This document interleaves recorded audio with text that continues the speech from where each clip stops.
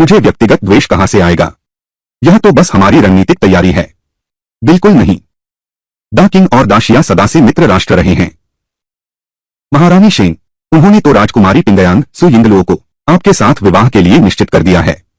क्या आप इसलिए बीच राह से ही मैंने छीन लिया, जिद में आकर तभी यह फैसला किया? इस राजा ने कहा है, कोई निजी दुश्मनी नहीं है, यह सब रणनीति की जरूरत है। वाह, बहुत बढ़िया। क्या तुम जानते हो बाहर लोग तुम्हारे बारे में क्या क्या बातें कर रहे हैं? कहते हैं यान वांग एक संकीर्ण सोच वाला इंसान है।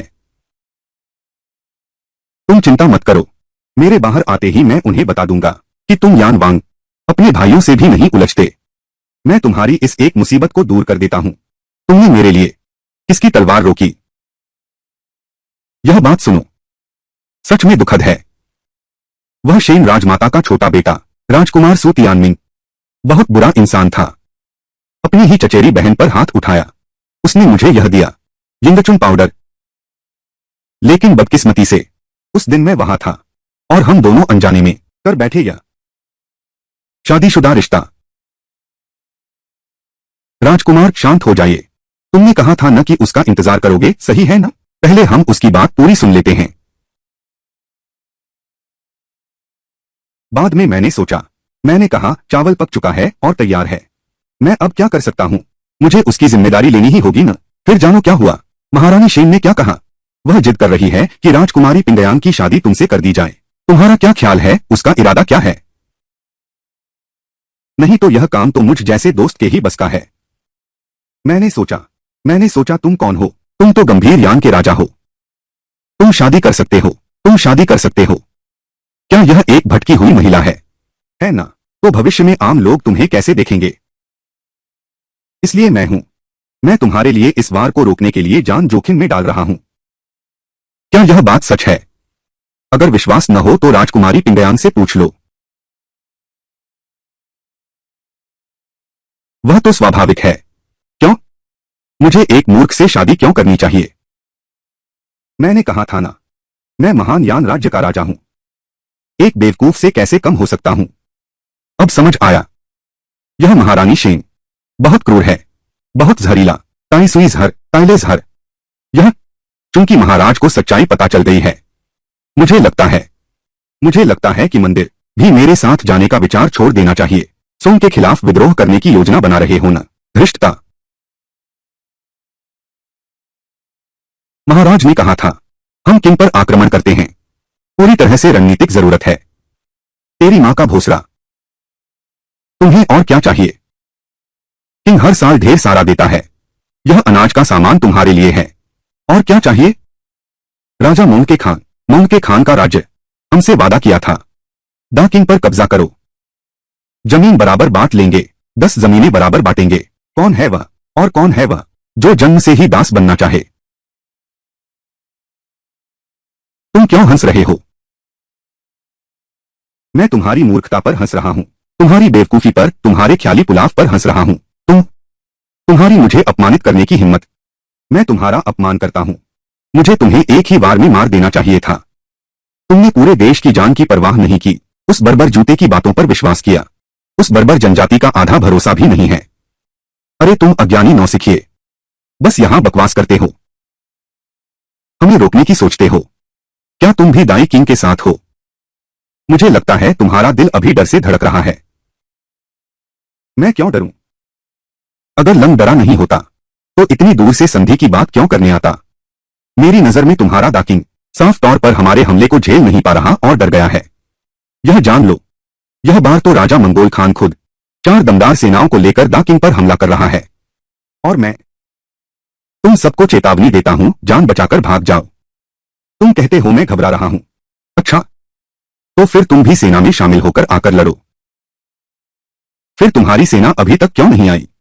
तो तुमने अभी तक हमला क्यों नहीं किया? क्या इंतजार कर रहे हो मोर्चे से खबर का? नहीं, हम सिर्फ सेना जमा कर रहे हैं। लड़ाई कई दिनों से जारी है और तुम अभी भी सेना जमा कर रहे हो। इस तरह के कार्यान्वयन से तुम्हारा क्या अधिकार है? हमारी महान छिन सेना का मुकाबला करो। सच कहता हूं, मेरे पिता लानलिंग राजा सीमा की रक्षा कर रहे हैं। तुम्हारी 4 सेनाएं पहले ही हार चुकी हैं। उसकी यह बात क्या थोड़ी अति आत्मविश्वासी नहीं लगती? मुझे लगता है वह डींग मार रहा है, आकाश तक उड़ा दिया जाएगा। सचमुच एक मूर्ख बच्चा है। ऐसी बातें भी कही जा सकती हैं। सभी जानते हैं द किंग और जी के बीच युद्ध पहले से ही 100 साल से चल रहा है। हर बार आगे पीछे होता रहा और चारों सेनाएं पहले ही हार चुकी हैं। बस तेरी ये बातों से, छोटे राजकुमार, मैं मानता हूं तेरे पिता भी, लेकिन बस तेरे इस कागजी दावे से तू मुझे मनाना चाहता है। मेरी सलाह है तुम्हारे पिता को ही आकर मुझसे प्रार्थना करने दो, यह बेहतर होगा। सूचना महाराज, सूचना है चारों सेनाएं बुरी तरह हार गई हैं, पूरी तरह तितर-बितर हो गई हैं। क्या यह मंगोल खान की चुनिंदा सेना है? इतनी आसानी से कैसे हार गई? सुनते हैं लानलिंग राजा के छोटे बेटे ने बहुत दूर से एक जादुई सैन्य किताब भेजी है।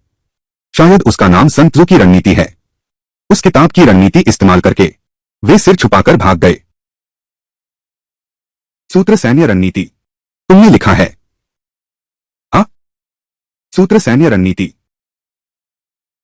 सूत्र सैन्य रणनीति मैंने ही लिखी है। मेरे प्रिय मंत्रियों, क्या कोई उत्तम योजना है?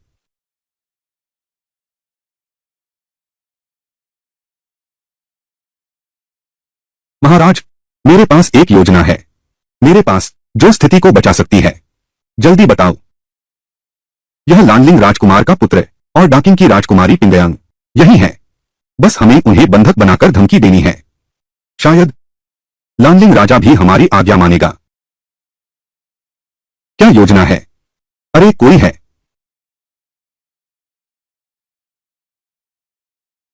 ये लोग सच में जिद्दी हैं। सफलता सामने है। अब क्या करें?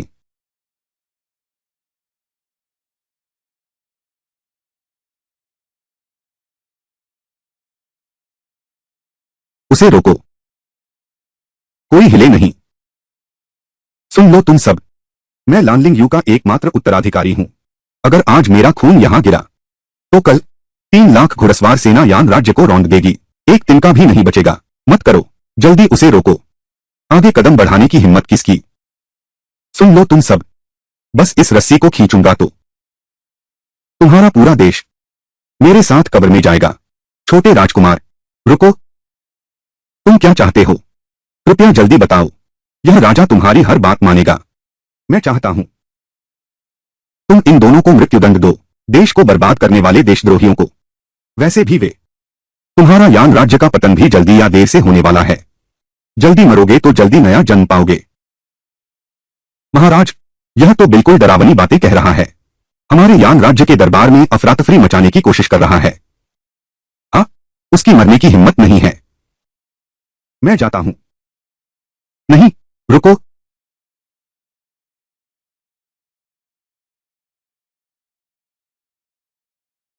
मैं तुमसे सिर्फ एक बात पूछता हूं, ये दोनों तुम मारोगे या नहीं? कोई है? इन दोनों दरिंदों को ले जाओ और सिर कलम कर दो।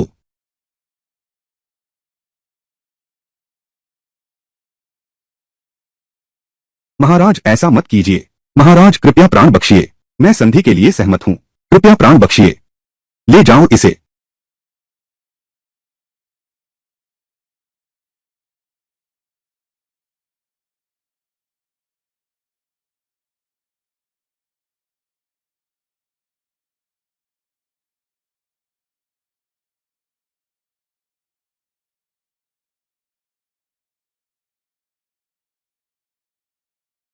सभी मंत्रियों सुनो, मेरा यान राज्य संधि के लिए सहमत है।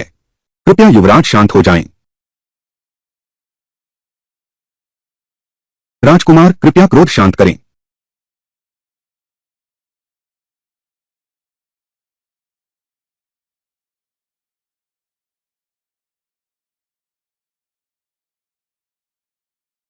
आओ आओ, छोटे भाई, शीघ्र खड़े हो जाओ। आप तो एक देश के राजा हैं। भविष्य में किसी के सामने आसानी से घुटने नहीं टेकना। सुना आपने? राजकुमार, राजकुमारी पिंगयांग, वांग, मैंने शराब और स्वादिष्ट व्यंजन तैयार किए हैं। कृपया पिछले हॉल में आकर पीने का आनंद लें। पीने की जरूरत नहीं है, क्योंकि आपने देश के उत्थान के लिए कदम उठा लिया है। मैं भी करूंगा। महाराज को सूचित करें।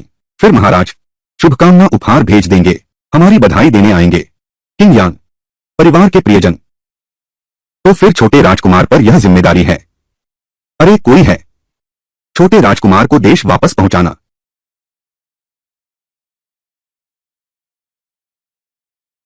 कहने से पहले ही सब हो गया। मैंने तुरंत अपना सिर उस कटे हाथ वाले कुल्हाड़े के नीचे डाल दिया।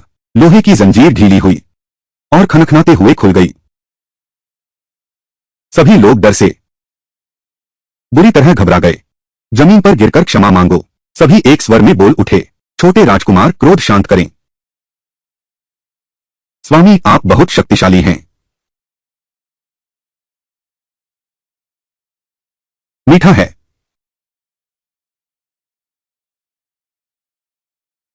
मुंह से खिलाओ। और भी मीठा। हे युवान, महाराज लौट आए हैं। मेरे पिताजी विजयी होकर लौटे हैं। सच कहूं तो मैंने पहली बार देखा है। मेरे पास तो बहुत कुछ है। मन अजीब सा घबरा रहा है। यह तो गलत है। अगर मालिक विजयी होकर लौटे, पूरे शहर के अधिकारियों को शहर के द्वार पर इंतजार करना चाहिए। सम्राट को व्यक्तिगत रूप से आपका स्वागत करना चाहिए। क्या कुछ गलत तो नहीं हो गया?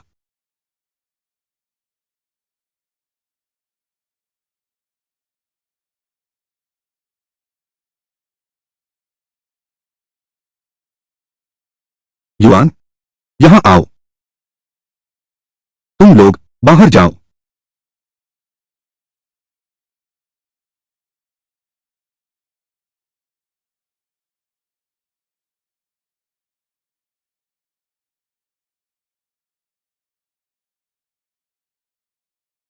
पिताजी, तुम्हें क्या हुआ है? मुझे उम्मीद नहीं थी। महारानी शेन के लोग पहले ही सेना में घुस आए हैं। वे रोज मेरे भोजन में दिल खाने वाला पाउडर मिलाते हैं। यह एक धीमा जहर है। जूता। बड़ी हार के बाद सहायक जनरल लुबोवेई, उसने अपना असली चेहरा दिखा दिया। अगर मेरे कुछ विश्वासपात्र अंगरक्षक न होते, जान हथेली पर लेकर मेरी रक्षा करते, तो मैं शायद युवान को फिर कभी न देख पाता।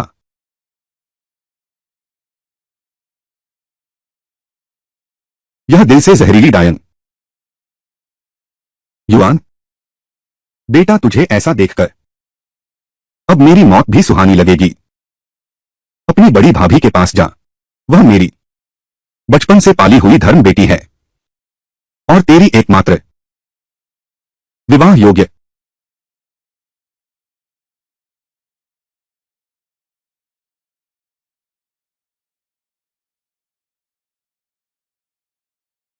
पिताजी,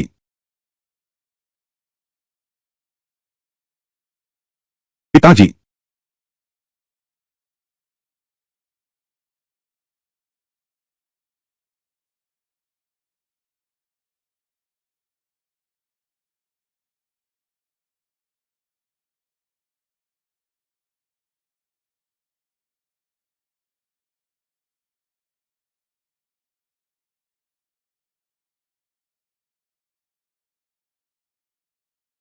वो परिवार वास्तव में वफादारी से भरा है।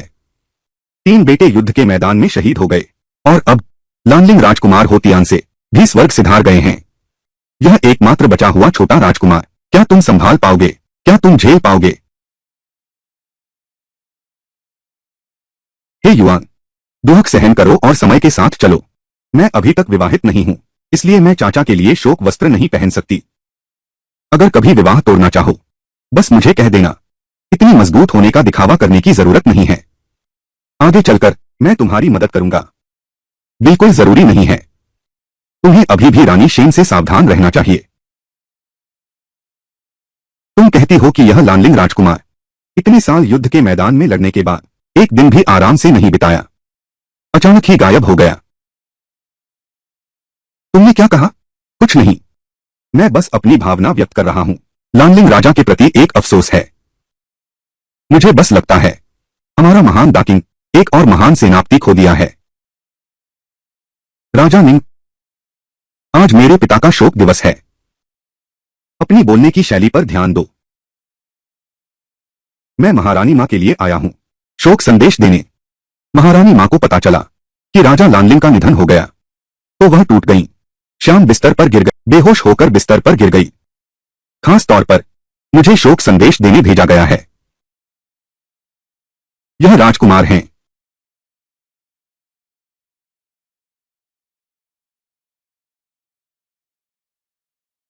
घास का चेहरा, घास का मेहमान। लंबी रात, ठंडी बत्ती, छाया धुंधली पड़ती जाती है। सफेद हड्डियों वाले बंजर मैदान में रात को रोती हुई टापें। पूरा परिवार वफादार और शहीद, कोई मेहमान नहीं।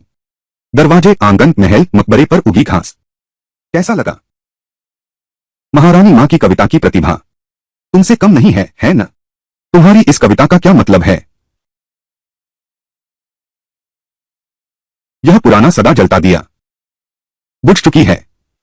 पहाड़ों में सुनसान जंगल, हड्डियों से भरे हुए, औरतों के रोने की आवाज मिली हुई। कहती हैं कि हमारे ही परिवार के सभी लोग मर जाएंगे, अब कोई भी यहां नहीं आएगा। इस पहले के समृद्ध महल में वीराने में बदल जाएगा। ऐसा ही है ना? बिल्कुल नहीं। यह लानलिंग राजकुमार की असमय मृत्यु के प्रति दुख और शोक व्यक्त करता है। तुम तो बिल्कुल गलत व्याख्या कर रहे हो। तो महारानी माताजी को बहुत धन्यवाद। मैं भी एक कविता लिखना चाहता हूं महारानी माताजी को वापस भेंट करने के लिए। कलम लाओ।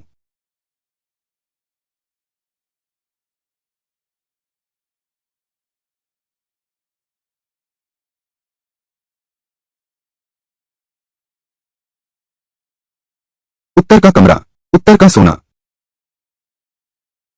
जब आएगा शरद ऋतु का सितंबर महीना, मेरा फूल खिलेगा, सब फूल मुरझा जाएंगे। ऊंची खुशबू की लहर उत्तर लियांग तक फैल गई। पूरा शहर सोने के कवच से ढक गया है। इसका क्या मतलब है? राजकुमार, मैं भी नहीं जानता। क्या राजकुमार निंग विद्वान और प्रतिभाशाली नहीं हैं? फिर इतना सरल छोटा सा कवित्त भी नहीं समझ पा रहे? हाँ, मतलब यह है कि उत्तरी लियांग शहर में फूल खिलने वाले हैं। महारानी मां को याद दिलाओ, वह बसंत में टहलने और फूल देखने जा सकती हैं। और बाकी के दो वाक्यों का मतलब है, यह मेरी महान देश की प्रशंसा है। रानी मां के शासन में निश्चित रूप से देश समृद्ध होगा। हर व्यक्ति सोने से बने कपड़े पहन सकेगा। ठीक है, तुम्हारी चापलूसी बहुत जोरदार है। मैं अभी वापस जा रहा हूं। पियाओ बाओताई। राजकुमार वांग, वांग, चलो चलें। जी। हे युआन, मेरे पिता का देहांत हो गया है, लेकिन तुम्हें इस तरह चापलूसी करने की जरूरत नहीं थी। जरा सा भी स्वाभिमान नहीं। यह कैसे हो सकता है? चापलूसी भरी कविता? हाँ, यह तो एक इतिहास बदल देने वाली कविता है। क्या? कन्फ्यूशियस विद्वान फांग जूझेंग आ गए हैं। द किंग के मार्शल चैंपियन चू तियान आ गए हैं। कन्फ्यूशियस विद्वान और मार्शल चैंपियन। आम दिनों में ये परिवार से कोई संपर्क भी नहीं था। ऐसा कैसे हो सकता है? ऐसा क्यों हुआ? मैंने ही बुलाया है। पिताजी, तुम यहां कैसे आ गए? मैं आया हूं तुम्हारी सगाई तोड़ने और रिश्ता जोड़ने के लिए। सगाई तोड़ने और रिश्ता जोड़ने? हाँ, बिल्कुल सही। पहले जब यह लानलिंग राजकुमार जीवित था, तब हमारे मन में कुछ चिंताएं थीं।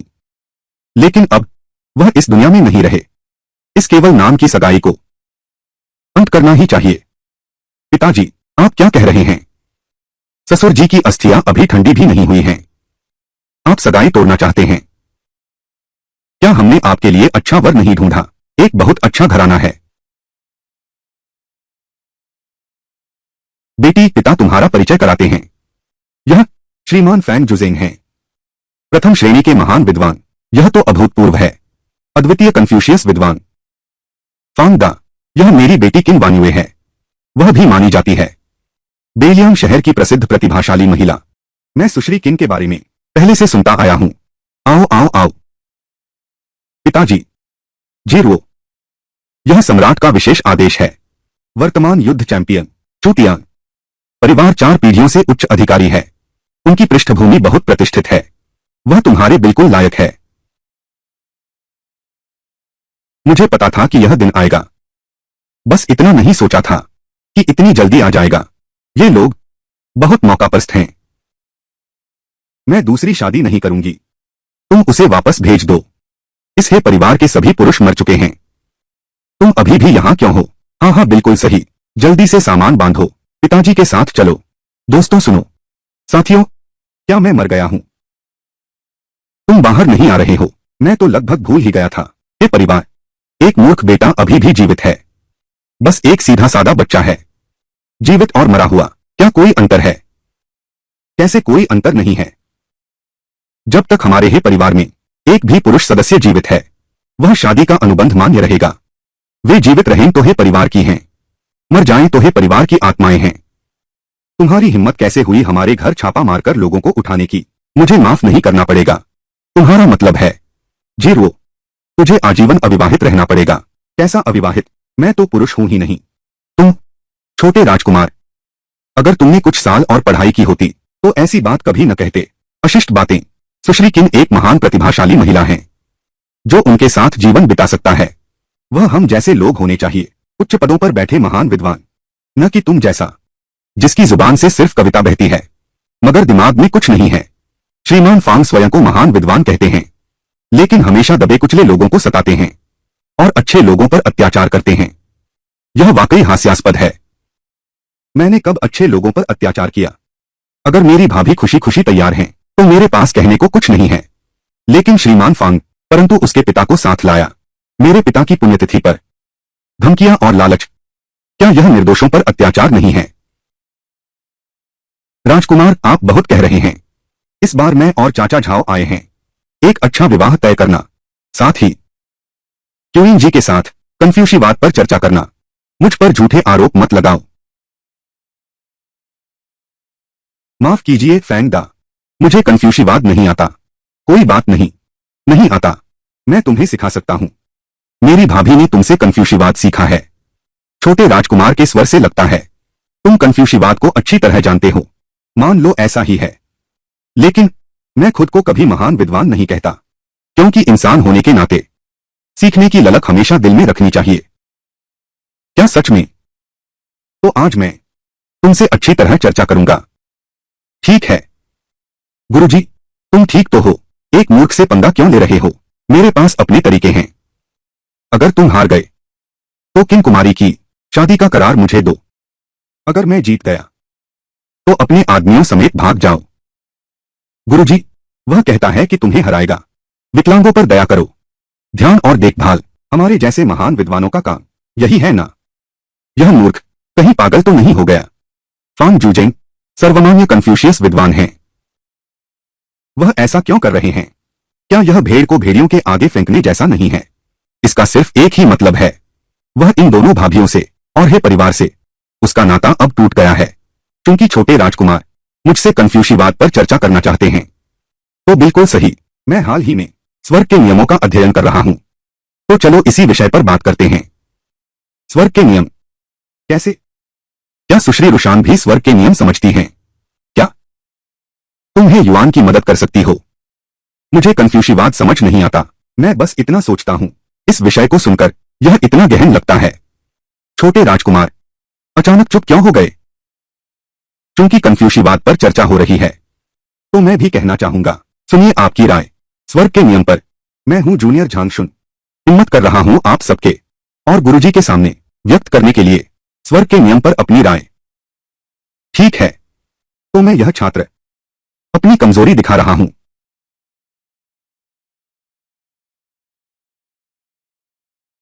जब तक मन नहीं मरता तब तक राह नहीं जन्मती। जब तक इच्छा नहीं मिटती तब तक राह नहीं टिकती। जब तक मन नहीं कठोर होता तब तक बुद्धि नहीं खुलती। शरीर को कष्ट नहीं तो भाग्य गहरा नहीं। टूटे बिना बने नहीं, स्नान करे नया जन्म, मरकर जीवन पाए, यही है प्रकृति का नियम। क्या शानदार पुनर्जन्म है। खोंगरो एनजीएचए, मृत्यु की ओर जीवन जीना। बहुत अच्छा गुरुजी। छात्र ल्यूपिंग, स्वर्गीय नियम के बारे में कुछ अलग विचार भी हैं। फिर जल्दी बताओ, स्वर्गीय नियम क्या है? प्रकृति का नियम पूर्णता को स्वीकार नहीं करता। मानव जीवन पूर्णता को स्वीकार नहीं करता। प्रकृति का नियम प्राकृतिक नियमों को संदर्भित करता है। यह ब्रह्मांड के सिद्धांत यह जोर देता है कि प्रकृति में सभी चीजें नियमों का पालन करती हैं। जैसे पानी भरा तो बह जाता है, चांद पूरा हुआ तो घट जाता है। यह लोगों को समझाता है, अति भौतिक चीजों का पीछा न करो और न ही सत्ता का, नहीं तो हर चीज की अति बुरी होती है। उच्चता का अंत पतन में होता है। हे भगवान, फैंग बोशी के ये दो शिष्य इतने शक्तिशाली हैं। मुझे डर है कि फैंग जूझें, खुद हाथ भी नहीं उठाएंगे और नतीजा सामने आ जाएगा। अरे यह तो अपमान मोल लेना है। हे युवान, हार मान लो। तुम कहते हो कि एक कन्फ्यूशियस गुरु के साथ कन्फ्यूशिवाद पढ़ रहे हो। यह तो औरों के जाल में फंस गए। मैंने कहा भी नहीं। बेहतर है कुछ न कहो, फिर सब हंसने लगेंगे। पिताजी की बची खुची इज्जत तुमने वो भी छीन ली। भले ही पिताजी के लिए ही क्यों न हो, उनकी आखिरी इज्जत तो कहना ही पड़ेगा, कहना पड़ेगा। कहो, दोनों शिष्यों स्वर्गीय मार्ग की समझ के बारे में कुछ तो जानते हैं, लेकिन ज्यादा नहीं। देखा जा सकता है आप दोनों अभी तक पूरी तरह से स्वर्गीय मार्ग नहीं समझ पाए हैं। क्या तुम्हारी हिम्मत कैसे हुई हम दोनों के बारे में कहने की कि हमारी नजर सथी है? तो फिर तुम बोलो। मैं देखती हूं यह छोटे राजकुमार कौन सा ऐसा चौंकाने वाला वचन देता है। स्वर्ग की इच्छा से बचना, कर्म के फल से दूर भागना, ये सभी बंधन असली मुझे कैद करते हैं। भाग्य का पालन करो, कर्म के अनुसार चलो, आज ही जाना। मैं हूं मैं। एक दिन ज्ञान पाकर असली स्वयं को देखा। पुराने दिनों से क्या डर, पुरानी बेड़ियां, पुरानी जंजीर, पुरानी कड़ियां। संसार की कड़ियां स्वप्न हैं, न आकार न रूप, न मैं हूं। यह जल्दी जल्दी कागज कलम लाओ, इसे शब्द दर शब्द लिखो, इसे लिख लो। गुरुजी, इसका क्या मतलब है? इतना उत्तेजित होने की जरूरत नहीं। तुम हार गए, तुम हारे, पूरी तरह से हार गए। उस जैसा यही सबसे गहन है। कर्म से सत्य का बोध, भाग्य से बचना, कारण और प्रभाव से बचना, सभी बंधन सच्चे आत्म को कैद करते हैं। मतलब यह है कि जब कोई व्यक्ति किसी घटना का सामना करता है, हमेशा भागते और छिपते रहोगे तो फिर बेड़ियों में जकड़े रहोगे। अगर वह सामना करे और जी जान से लड़े तो वही बन जाएगा भाग्य का निर्माता, कर्म का पालन करता। आज मैं जान गया कि मैं कौन हूं। वह दुनिया को जानना चाहता है, उसकी ताकत। सुबह जागो, सत्य को देखो, अपने असली सवा को पहचानो, पुरानी बेड़ियों से खुद को क्यों जकड़ो। मतलब यह है, वह स्वर्ग के मार्ग को पूरी तरह समझ गया है। हम लोग उसे बिल्कुल भी बांध नहीं सकते। यह विशेष रूप से अंतिम पंक्ति है। दुनिया के बंधन मूल रूप से सपने हैं, न आकार न रूप न मैं हूं। यह तो भगवान का लिखा है। गुरुजी, तो यह अंतिम पंक्ति, गुरुजी, तो यह अंतिम पंक्ति, इसका क्या मतलब है? मैं सुश्री किन के सौंदर्य पर मोहित हूं, आज यहां परेशान करने आया हूं। यह बेहद मूर्खतापूर्ण है, नुकसान फायदे से ज्यादा है। 100 साल बाद हम भी मिट्टी का ढेर बन जाएंगे, आकारहीन, रूपहीन और स्वहीन भी। हमारा कोई आकार नहीं रहा, कोई रूप नहीं रहा, और न ही हम स्वयं रह गए। यही है कर्मों से सत्य का बोध। न केवल ब्रह्मांड के नियम समझे, बल्कि मुझे भी झकझोर दिया। मैं लज्जित हूं, कृपया स्वीकार करें मेरी यह एक वंदना। तो यह है, यही है असली कन्फ्यूशियस विद्वान। कृपया इस छात्र की वंदना स्वीकार करें। सब उठ जाओ। मैंने कहा था, मैंने कभी भी अपने आप को कोई महान गुरु नहीं माना। मैंने हमेशा अपने अंदर सीखने की ललक बनाए रखी। आज आप सभी मेरे पिताजी के अंतिम संस्कार में आए हैं। बाहर कुछ खाने पीने की व्यवस्था है, कृपया स्वयं ही सेवन करें। शराब हम नहीं पिएंगे। हम जनरल लानलिंग वांग को कुछ धूप जलाएंगे, सम्मान दिखाने के लिए। ये परिवार में युवराज है, इस तरह की प्रतिभा के साथ निश्चित रूप से पतन नहीं होगा। बहुत ज्यादा कहा आपने। बुलाओ उस व्यक्ति को, अगरबत्ती चढ़ाइए।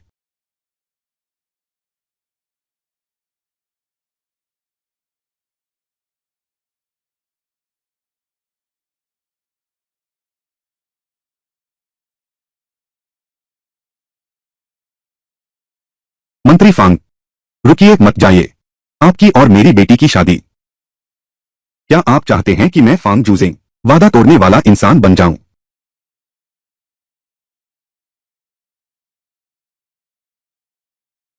मैंने सोचा था कि तुम्हें केवल कविता और गीत ही आते हैं। मुझे नहीं पता था कि तुम कन्फ्यूशिवाद में भी इतने निपुण हो। असल में मैं बहुत कुछ जानता हूं, लेकिन बहुत कुछ पर किसी में महारत नहीं, बल्कि अव्यवस्थित और अधूरा ज्ञान है। यहां तक कि कन्फ्यूशिवाद के महान विद्वान श्री फैंग भी सब तुम्हारा इतना आदर करते हैं। शांत रहो, शांत रहो। मुझे लगता है वह गोगोंगजी से कम नहीं है। गोगोंगजी को रूढ़िवादी विद्या आती ही नहीं, इतना संपूर्ण पुरुष कभी नहीं देखा। चुप रहो। अभी अभी किसने कहा? वह एकदम सही आदमी है। मैंने कहा, क्या हुआ? बस किताबी बातें जानता है। दुश्मन हमला कर रहा है। क्या अब जाकर उन्हें कन्फ्यूशियस सिखाएंगे? किताबी ज्ञान में क्या बुराई है? हे युआन यान राज्य गए, एक भी सैनिक खर्च किए बिना हजारों मील दूर से जीत हासिल की। सिर्फ यान को शांति मांगने पर मजबूर नहीं किया, बल्कि जी को भी हराया। मैं चुतियान एक असली मर्द हूं। ये पढ़े लिखों वाली बातें नहीं सुनता। असली आदमी हूं। हम मुक्कों से बात करेंगे। अगर तुम मुझे हरा दो तो मैं तुम्हें सिर झुकाकर विदा हो जाऊंगा, लेकिन अगर नहीं हरा पाए तो खुद 8 कहार लगाकर अपनी भाभी झाओ झीरुओं को मेरे जुआनीवान हवेली पर ले आना। माफ करना बूढ़ा किंग, मेरी जीरो जुआंगीवान परिवार में ब्याही गई है। तुम्हारी वान्युए ये परिवार में शोक मनाती रहे। कहो तो ये श्रीमान फैंग कन्फ्यूशिवाद की होड़ क्यों मचाते हैं? मैं सहमत नहीं हूं। तुम जो एक महान योद्धा हो, उसे लड़ाई का कुछ भी नहीं आता। यह तो सीधा अत्याचार है। अभी तो नहीं था, खुद को संपूर्ण पुरुष बता रहे थे, मुट्ठी तक नहीं चला सकते, फिर पुरुष कैसे कहला सकते हो? सब मेरी बड़बोलापन की गलती है। मैं तुमसे मुकाबला करता हूं।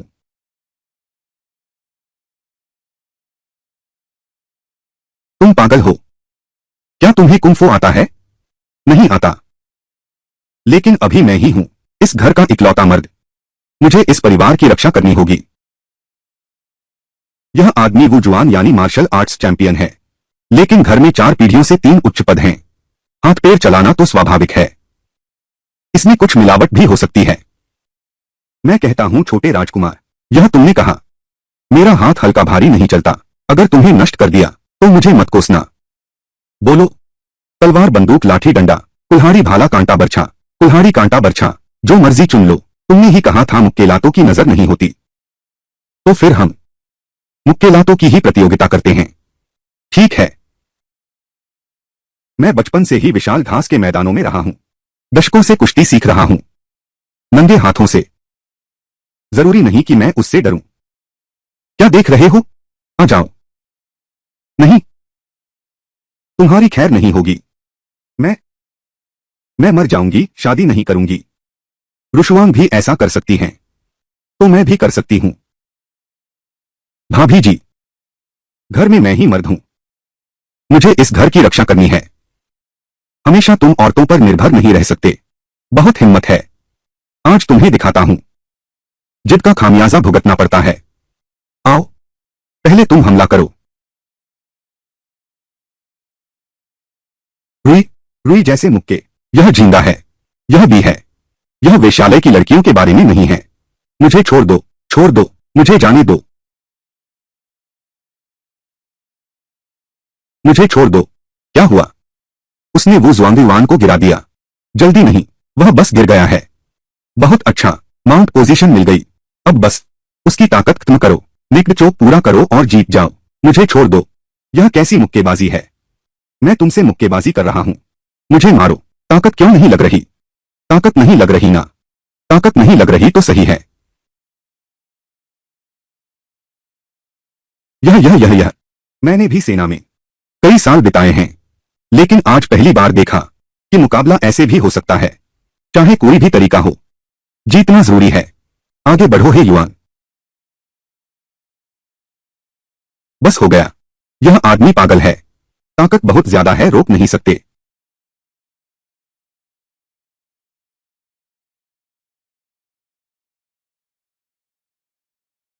मैं तुझे मार डालूंगा। अब भी पकड़े हुए है।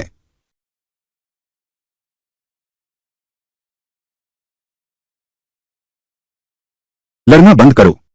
इस तरह तो बेकार की पिटाई खा रहे हो। तेरी खाल काफी मोटी है। देखते हैं कितनी देर टिक पाते हो। मत मारो। ए युवान, जल्दी आत्मसमर्पण करो। चुप रहो।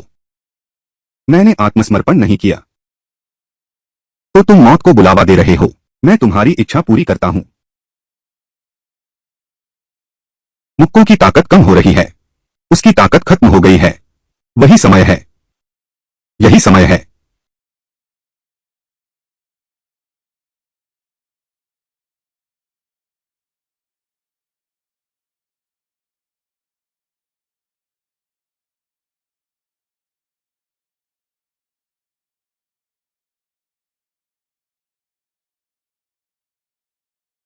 जीत गया। जीत गया। अच्छा, कमाल की कला है। उसने आज के मार्शल आर्ट्स चैंपियन को हरा दिया। सोचो, नहीं, तुम सच में जीत गए। अब तुम पूरी तरह से वो परिवार में रह सकते हो। यह मूर्ख मार्शल आर्ट्स का चैंपियन। मार्शल आर्ट्स चैंपियन, तुम्हें क्या हुआ? जल्दी उठो। वो जुआनिवान, क्या हुआ? हम हार गए। हम हारे। हार?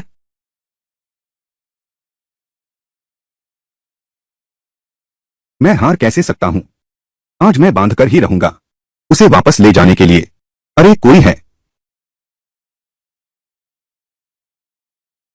चूतियान, तुम्हारा क्या मतलब है? क्या हार नहीं सकते? साफ कहता हूं, आज मैं उसे छीनने आया हूं। बस संयोग से फान साहब से मिला। तुमसे विनम्र रहना चाहता था। अब जब यह तरीका काम नहीं करता तो बल प्रयोग करना होगा। मैंने कभी नहीं देखा तुम जैसा वचनभंग करने वाला इंसान। मैं तो बस एक सैनिक हूं। तुम साहित्यकारों की इन बातों को नहीं समझता। ये अनुबंध और नियम। यह नालायक बच्चा आज मेरा अपमान करने की हिम्मत करता है। मैं खुद उसे खत्म कर दूंगा। तुम्हारी हिम्मत? तुम मत भूलो, मैं अभी भी यहां हूं। वह राजकुमार है। मेरा पुरुष सुयिंगलो का है। वह कुत्ते जैसा राजकुमार है। उसके पिता की मृत्यु के बाद कौन उसे राजकुमार मानता है? और फिर कौन नहीं जानता कि यह दाकिंग देश सम्राज्ञी शेन के हाथ में है। राजकुमारी पिंगयांग, रानी दाओजेन तुम्हें पसंद नहीं करती, इसलिए तुम्हारी बातों का मेरे लिए कोई खतरा नहीं है। अरे कोई है। इसे पकड़ो और खड़ा करो। मैं इसे जरूर खत्म करूंगा। देखते हैं कौन हिम्मत करता है। देखते हैं मैं हिम्मत करता हूं या नहीं। मैं उसका एक हाथ तुरंत काट दूंगा। बियाओं की सेनापति आ गए हैं।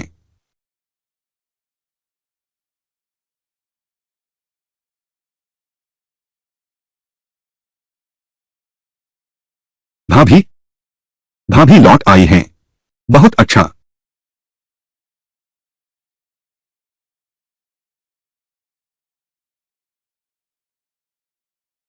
एक छोटा सा मार्शल चैंपियन लिंग वांग के महल में उपद्रव करने की हिम्मत करता है। क्या तुम्हें लगता है कि हमारे ही परिवार में कोई नहीं बचा है? तुम्हारी मेरे साथ हाथापाई करने की हिम्मत? तुम्हारे ही परिवार का हर सदस्य मेरे साथ कब्र में जाएगा। मेरी शिया रुयान की 1 लाख सेना पहले ही बेलियांग शहर से 5 मील दूर डेरा डाल चुकी है। क्या तुम्हें यकीन है कि मेरे एक आदेश से खोंगरो एनजीएचए सीधे तुम्हारे जुआनदेवान मकान को रौंद दो? अभी भी क्या देख रहे हो? जल्दी से मुझे मकान वापस ले चलो।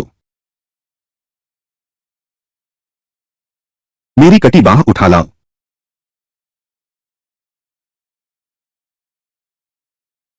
क्योंकि यह ईश्वर की इच्छा है। छोड़ो छोड़ो। बूढ़े किंग अभी तक नहीं जा रहे? क्या तुम्हारी बेटी के दूसरी शादी करने का इंतजार कर रहे हो? नहीं करूंगी दोबारा शादी। यह ठीक ही है।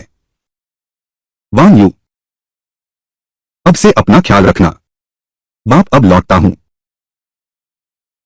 क्योंकि तुम्हारे ही परिवार में सब कुछ ठीक है तो मैं अब चलती हूं। चिंगफेंग, चलो।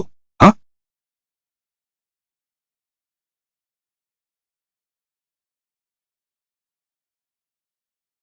सच में उम्मीद नहीं थी। तुमने मार्शल आर्ट्स चैंपियन को हरा दिया। वैसे तुमने कौन सी कला इस्तेमाल की? यह वाला। इसे चिन्ह ना कहते हैं। क्या तुम जानते हो कि कुश्ती में सबसे शक्तिशाली क्या होता है? क्या है?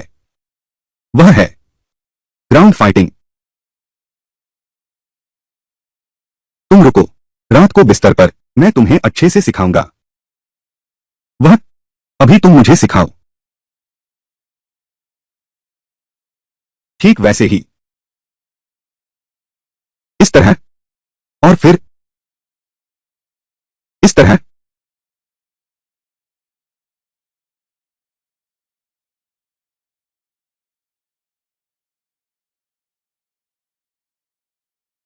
दिन दहाड़े क्या कर रहे हो? मैं रुशवांग जी को सिखा रहा हूं मार्शल आर्ट्स का अभ्यास। पहले जीवित रहो, फिर धीरे धीरे सिखाऊंगा। सब यहां बैठो, अब गंभीर बात करते हैं।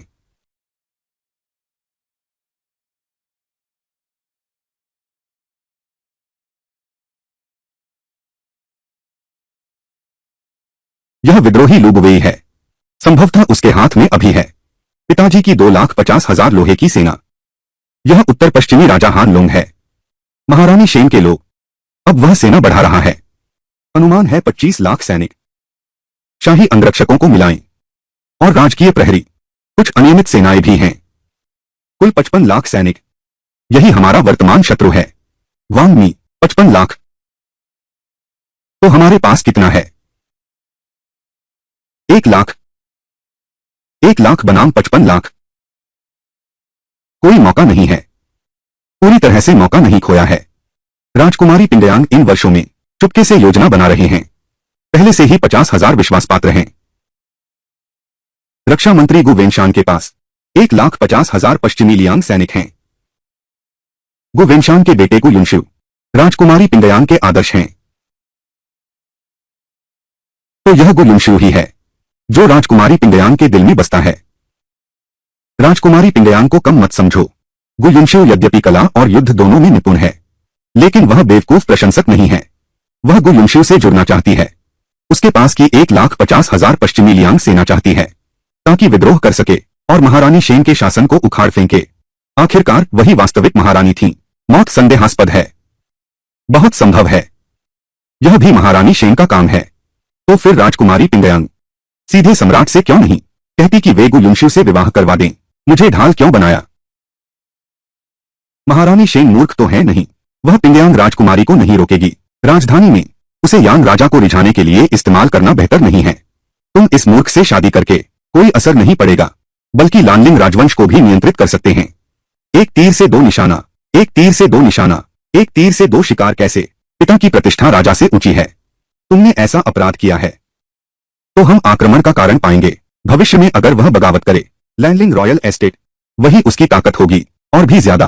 कितना गहरा षड्यंत्र है। कोई बात नहीं, क्योंकि अभी उसका दिल डगमगा गया है, हिल गया है। क्या हिल गया? गु युनशु आराम की जिंदगी का आदी है। जरूरी नहीं वह उसके साथ विद्रोह करे, लेकिन तुम अलग हो। वो परिवार मुसीबत में फंस गया है। विद्रोह करने के अलावा कोई चारा नहीं, और तुम दोनों की सगाई तय है। अगर तुम्हारा विद्रोह सफल होता है तो वह अभी भी बदला ले सकती है, अपनी मां की हत्या का, और वैध रूप से रानी बन सकती है। महारानी, यह फिलहाल राजकुमारी पिंगयांग तुम्हारी सफलता की चाबी है। देखते हैं तुम इसे कैसे इस्तेमाल करते हो। गु युनजियो के हाथों में मौजूद 1,50,000 जिलियांग सैनिकों को अपने पक्ष में कर लो। 30 बनाम 5,50,000। मुझे कमान संभालने दो, लड़ने को मिलेगा। भाभी जी, कोई आश्चर्य नहीं कि पिताजी ने कहा था तुम ही मेरे एकमात्र विश्वसनीय व्यक्ति हो। तुमने हमारे परिवार को बचा लिया। बस करो अब। यह मत सोचो कि मुझे नहीं पता तुम दिल में क्या सोच रहे हो। भाभी सच में महिलाओं में वीर हैं। मेरी यह छोटी सी सोच सच में तुमसे छिपी नहीं। चलो ठीक है, तो फिर मैं शुरू करता हूं। जरा सोच समझकर देखते हैं इस सीढ़ी का इस्तेमाल कैसे करें। जाओ।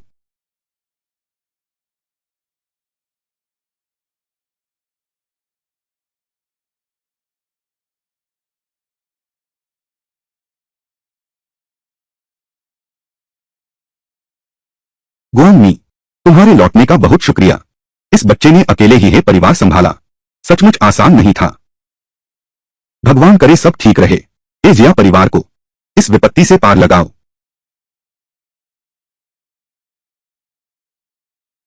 माता जी, आपके चरणों में प्रणाम। उठो।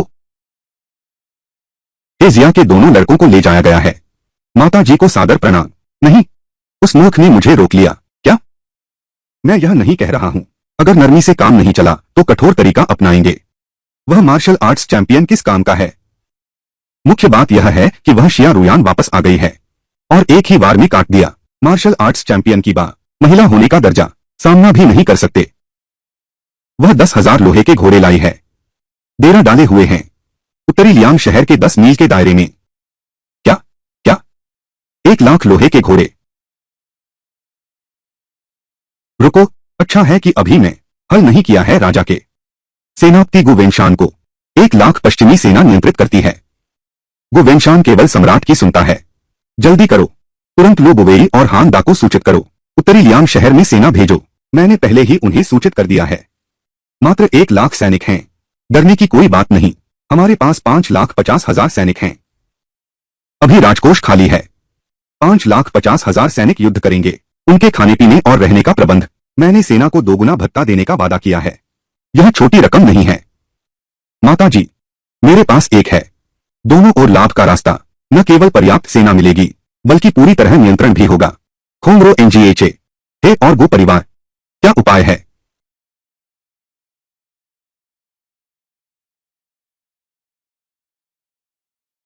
हम राजा के पास जा सकते हैं।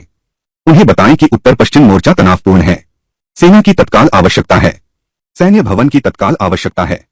वर्तमान राजकोष खाली है। वह मूर्ख छोटा राजकुमार, क्या यह राजा को नहीं कहा गया था कि आम लोगों के कर? बस हे परिवार और गो परिवार को कर वसूली का काम सौंप दो। फिर जब समय आएगा हम बीच में झगड़ा करा देंगे। जो हारेगा उसका घर जब्त कर लिया जाएगा। समय आने पर जो चांदी वसूल होगी आखिरकार वह हमारी ही होगी और बिना एक सिपाही खर्च किए हम उन्हें हल कर सकते हैं। अगर वे मानने से इनकार करें तो हमें हस्तक्षेप भी नहीं करना पड़ेगा। सम्राट स्वयं, उन्हें सजा मिलेगी ही। बहुत अच्छा, मेरे बेटे में सचमुच राजा बनने के लक्षण हैं। मैं अभी जाकर सूचना देता हूं रक्षा मंत्री को परिवार, उनसे कहना सम्राट हे परिवार के बचे खुचे लोगों को समाप्त करने की तैयारी कर रहे हैं। बस अभी कोई बहाना नहीं मिल रहा है। उसे अच्छी तरह सहयोग करने दो। क्या यह राजा को धोखा देने का अपराध नहीं है? इस राजा को धोखा, कल सम्राट प्रकट भी नहीं होंगे। या तो किसी खोजा को ढूंढकर उसे बेहोश कर दो या सीधे रोक दो, लेकिन उसके मुंह से आदेश सुनाने का बहाना है। ठीक है, जल्दी से निपटाओ।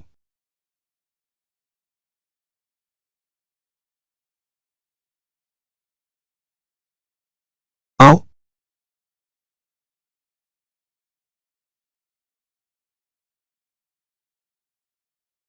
ज्यादा खाओ, कितना दुबले हो गए हो। शाही फरमान आया है।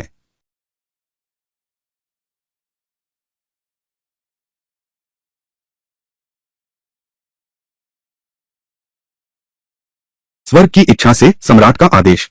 उत्तर पश्चिम मोर्चे पर हालात गंभीर हैं। राजकोष खाली है।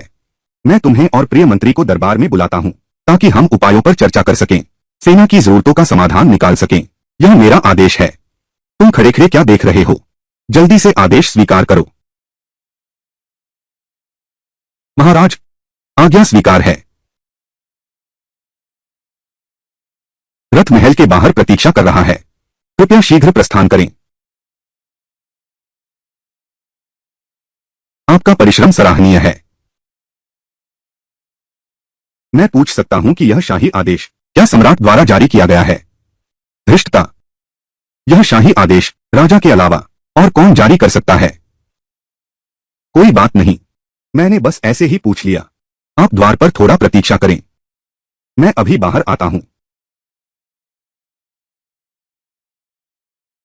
उत्तर पश्चिम मोर्चा संकट में है। उत्तर पश्चिम राजा हान लोंग, क्या वह महारानी की व्यक्ति है? लगता है इसमें कुछ गड़बड़ है। सामने से हमला हुआ है। जब हमला हो ही गया है तो हम भी जवाब देंगे। यहां तक कि शाही फरमान भी आ गया। मैं तुम्हारे साथ चलती हूं। जीरो। यह फेंगफू टोकन है। इस टोकन को देखना मानो मुझे देखना। यह किसी भी समय 1,00,000 सैन्य बल को हिला सकता है। अगर हमें कोई खतरा हो तो तुम चिंता मत करो, निश्चिंत रहो।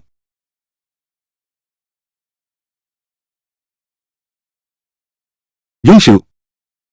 अभी अभी राजकुमार निंग ने चुपके से मुझे सूचना दी कि महाराज के परिवार का सफाया करने वाले हैं। उस समय राजकुमारी पिंगयांग फिर भी तुम्हारी होगी। खुश रहो।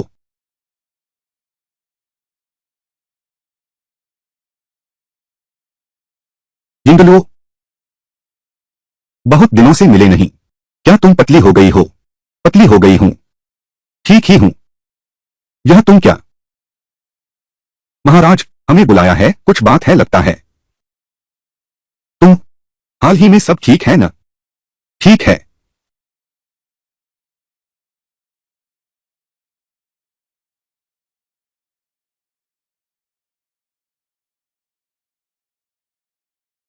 तुम हो। मैं देख रहा हूं तुम दोनों एक दूसरे से लिपटे हो, फिर भी शर्मा रहे हो। इसलिए मैं तुम्हारी मदद करता हूं। अब तो इस गुलुंशु को खुश करना होगा। वही तो मेरी जान का सहारा है, मेरी जिंदगी की ताकत है। तुम लिंग रियासत के हो, छोटे राजकुमार है ना? अरे तुम, बिना मतलब की मीठी बातें। जोर कोई स्वार्थ छुपा है। इसके अलावा यह चापलूसी शायद थोड़ी देर से हो गई। यह बात सही नहीं है। काकागू, अगर दोनों का प्यार सच्चा है तो रोज मिलने से क्या फर्क पड़ता है? देर नहीं हुई है। देर नहीं हुई है। तुम्हारा क्या मतलब है? ये श्री गुपिंगयांग राजकुमारी के हैं। दिल किसी और पर आ गया है। आज मिलकर सच में ख्याति अनुरूप ही हैं। और साथ ही सच कहूं तो मुझे मूर्ख कहने वाला कोई नहीं है। तुम सज्जन हो, इसलिए मेरी राय में तुम और राजकुमारी पिंगयांग सचमुच जन्मजात जोड़ी हो। और हम दोनों तो बस अपवाद, धृष्टता। सम्राट ने तुम्हारा विवाह तय किया था, लेकिन तुम दरबार के बाहर राजकुमारी पिंगयांग को मेरे शोर की ओर धकेल दिया। तुम्हारे इरादे संदेहास्पद हैं। शोर, उनकी तरफ ध्यान मत दो। चलो हम चलते हैं। यह बूढ़ा आदमी सच बोलकर क्या उलझा रहे हो? हे युआन, क्या तुम्हें दिक्कत है? हे युआन, क्या तुम्हारा दिमाग ठीक है? तुम पागल हो। तुम गुलुंशु की बात नहीं करते। क्या मैं वह हूं जिसकी बराबरी करना तुम्हारे लिए असंभव है? तो क्या मैं तुम लोगों से मिलने में गलत हूं? मैं क्या बन गया हूं? एक अयोग्य पति। मैं तुम्हें खुद के बारे में ऐसा कहने नहीं दूंगा। तुम किसी से भी कम नहीं हो। खुद को कम मत समझो। छोटे राजकुमार जी, तो मुझे तुम पर भरोसा है। अरे बाप रे, ये प्रिंसेस पिंगयांग कहीं मुझसे प्यार तो नहीं करने लगी? तुम कहती हो कि पहले प्यार नहीं किया, अब क्यों करने लगी? इस समय प्यार क्यों? दिल जीतने के तरीके बहुत से होते हैं। तुमने सबसे नीच वाला चुना। भाभी तुमसे बहुत निराश हैं। भाभी? नहीं, मैंने खुद को कुर्बान कर दिया। मैं एक बेकार पति बन गया हूं। बदले में मुझे अपमान मिला। लगता है किसी और तरकीब के बारे में सोचना होगा।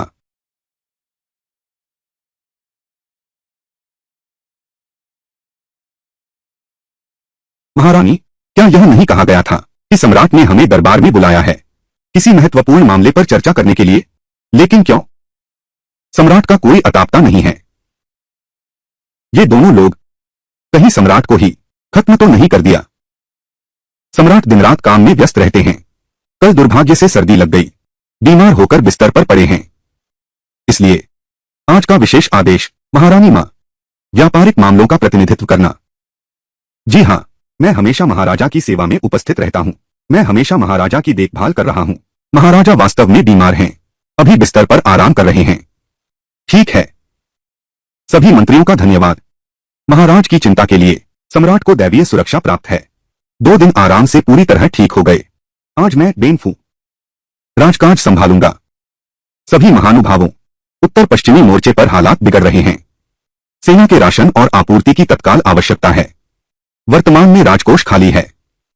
सम्राट महाराज, यही चिंता उन्हें सता रही है। इसी वजह से उनकी तबीयत बिगड़ी है। ठहरो, इसलिए सभी को यहां बुलाओ। मैं आप सबसे आशा करता हूं कि सम्राट की चिंता कम करने में सहायता कर सकें। पता नहीं कितने धन की आवश्यकता होगी।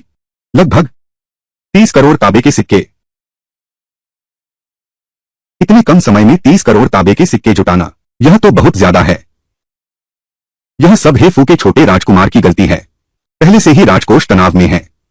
उसने सम्राट को मजबूर किया। आम लोगों का 1 साल का कर माफ करने के लिए। क्या यह मुसीबत पर मुसीबत नहीं है? कोई बात नहीं, सम्राट ने कहा है। ये परिवार सम्राट के विश्वास पात्र हैं। इस बार की सेना की लागत आधा हिस्सा वहन करेगा। आधा हिस्सा 15 लाख तांबे के सिक्के। कैसे?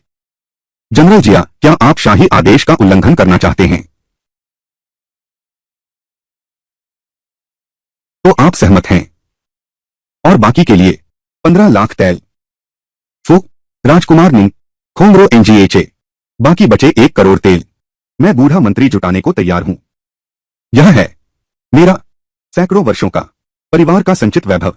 यही है। देश संकट में है। वृद्ध मंत्री, यह मेरा कर्तव्य है। अच्छा, तुम सच में हमारे दाकिंग के वफादार मंत्री हो। तुमने स्वेच्छा से 1 करोड़ तैया ले ली। ये बचे हुए 50 लाख तैया। मैं आशा करता हूं कि आप सभी उदारता से योगदान देंगे। दाकिंग की सहायता करने के लिए इस संकट को सफलतापूर्वक पार कर लें। महाराज की चिंता कम कर पाना, यह इस बूढ़े मंत्री का सौभाग्य है।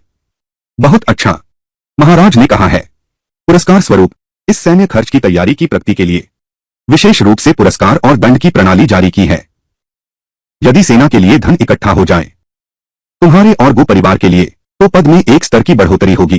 स्मारक बनेंगे, मंदिर स्थापित होंगे। लेकिन अगर पूरा नहीं हुआ तो घर जब्त कर लिया जाएगा। यह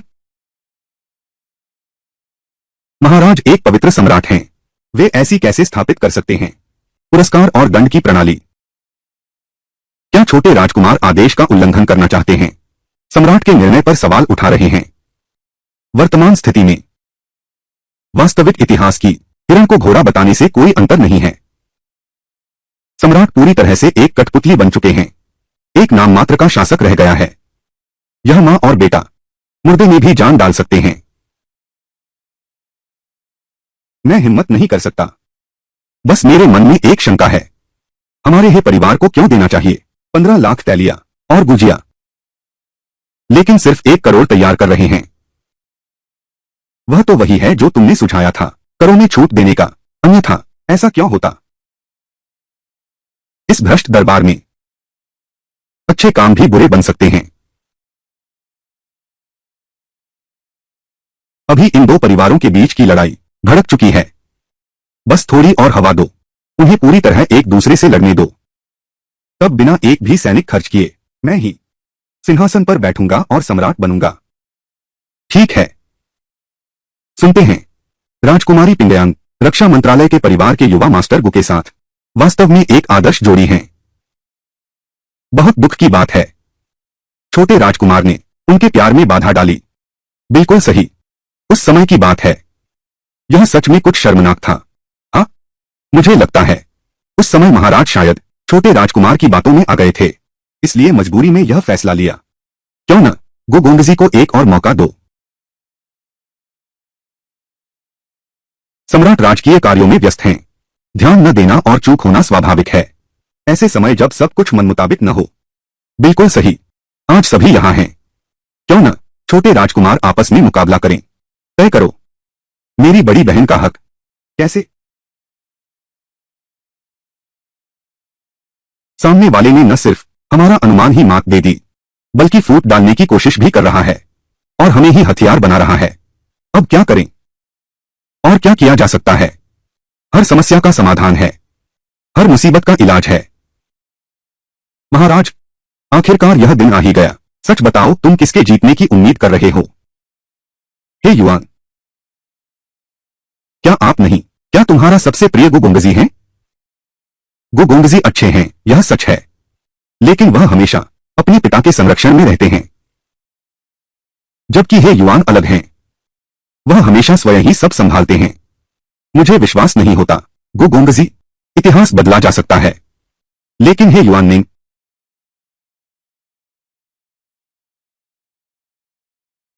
खत्म हो गया। यह सचमुच मुझसे प्यार करने लगा है। जब तुमने मुझ पर दाव लगाने की हिम्मत की, तो मैं कुछ भी कहूं, तुम्हें हारने नहीं दूंगा। ठीक है, तो निंग वांग महाराज, हमें किस चीज में मुकाबला करना चाहते हैं?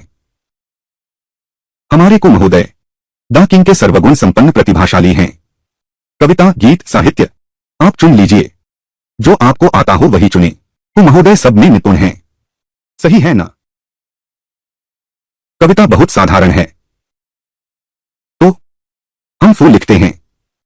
पता नहीं गुंगों जी, क्या फूल लिख सकते हैं?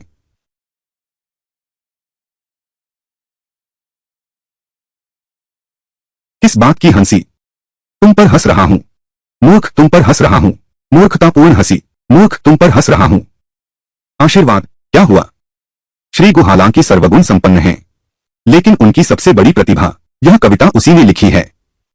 द किंग की सबसे महान कविता, यह कुंवर गु द्वारा लिखी गई है।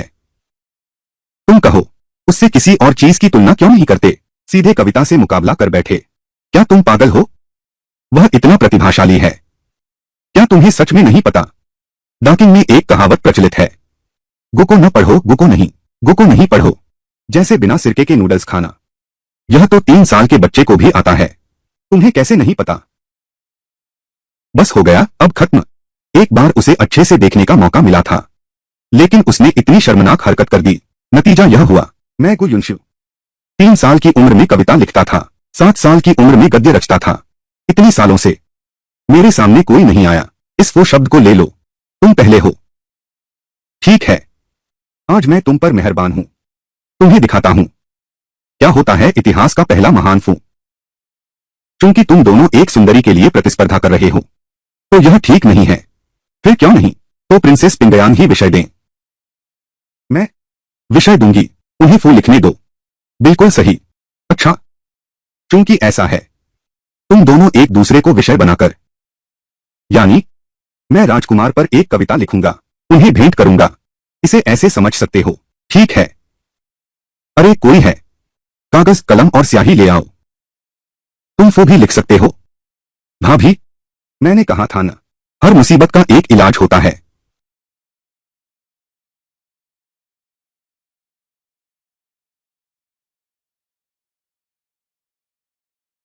यह छोटा राजकुमार श्री गु के साथ क्या सचमुच लड़ाई शुरू हो गई? बांस के सामने बीन बजाना, अपनी शर्मिंदगी खुद मोल ली।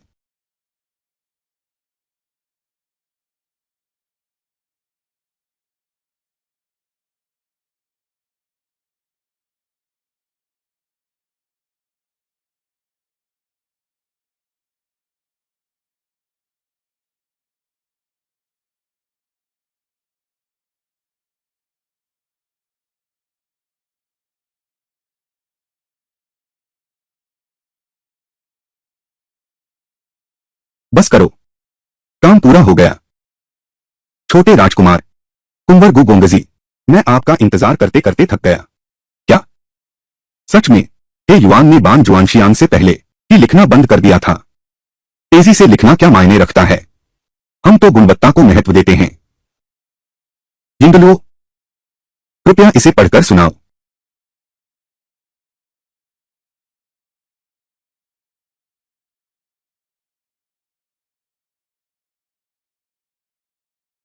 योंग वांग फू, गु युनशु, यह नाम तो बहुत अच्छा है।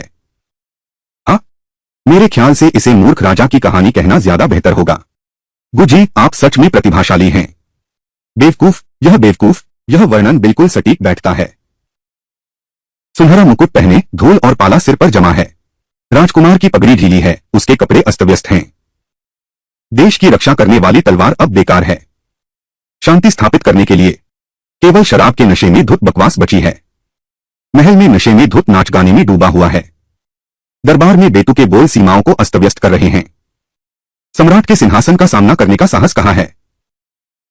केवल खोखली प्रशंसा पूरे दरबार में भरी हुई है। ठीक है। अच्छा, बस ये 8 वाक्य छोटे राजकुमार के पूरे जीवन को दर्शाते हैं। हाँ, हर शब्द सच है।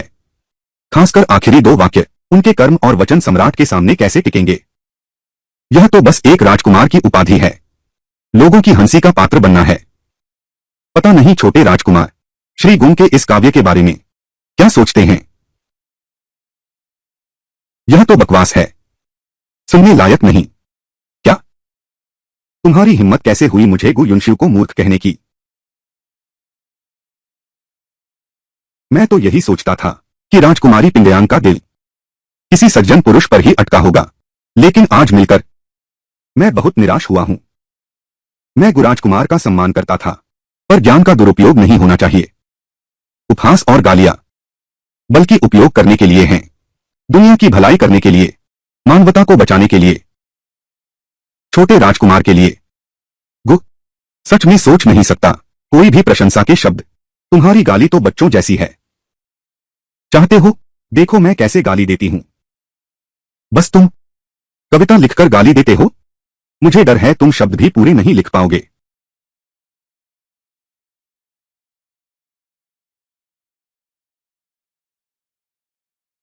यह है युनशिव के लिए।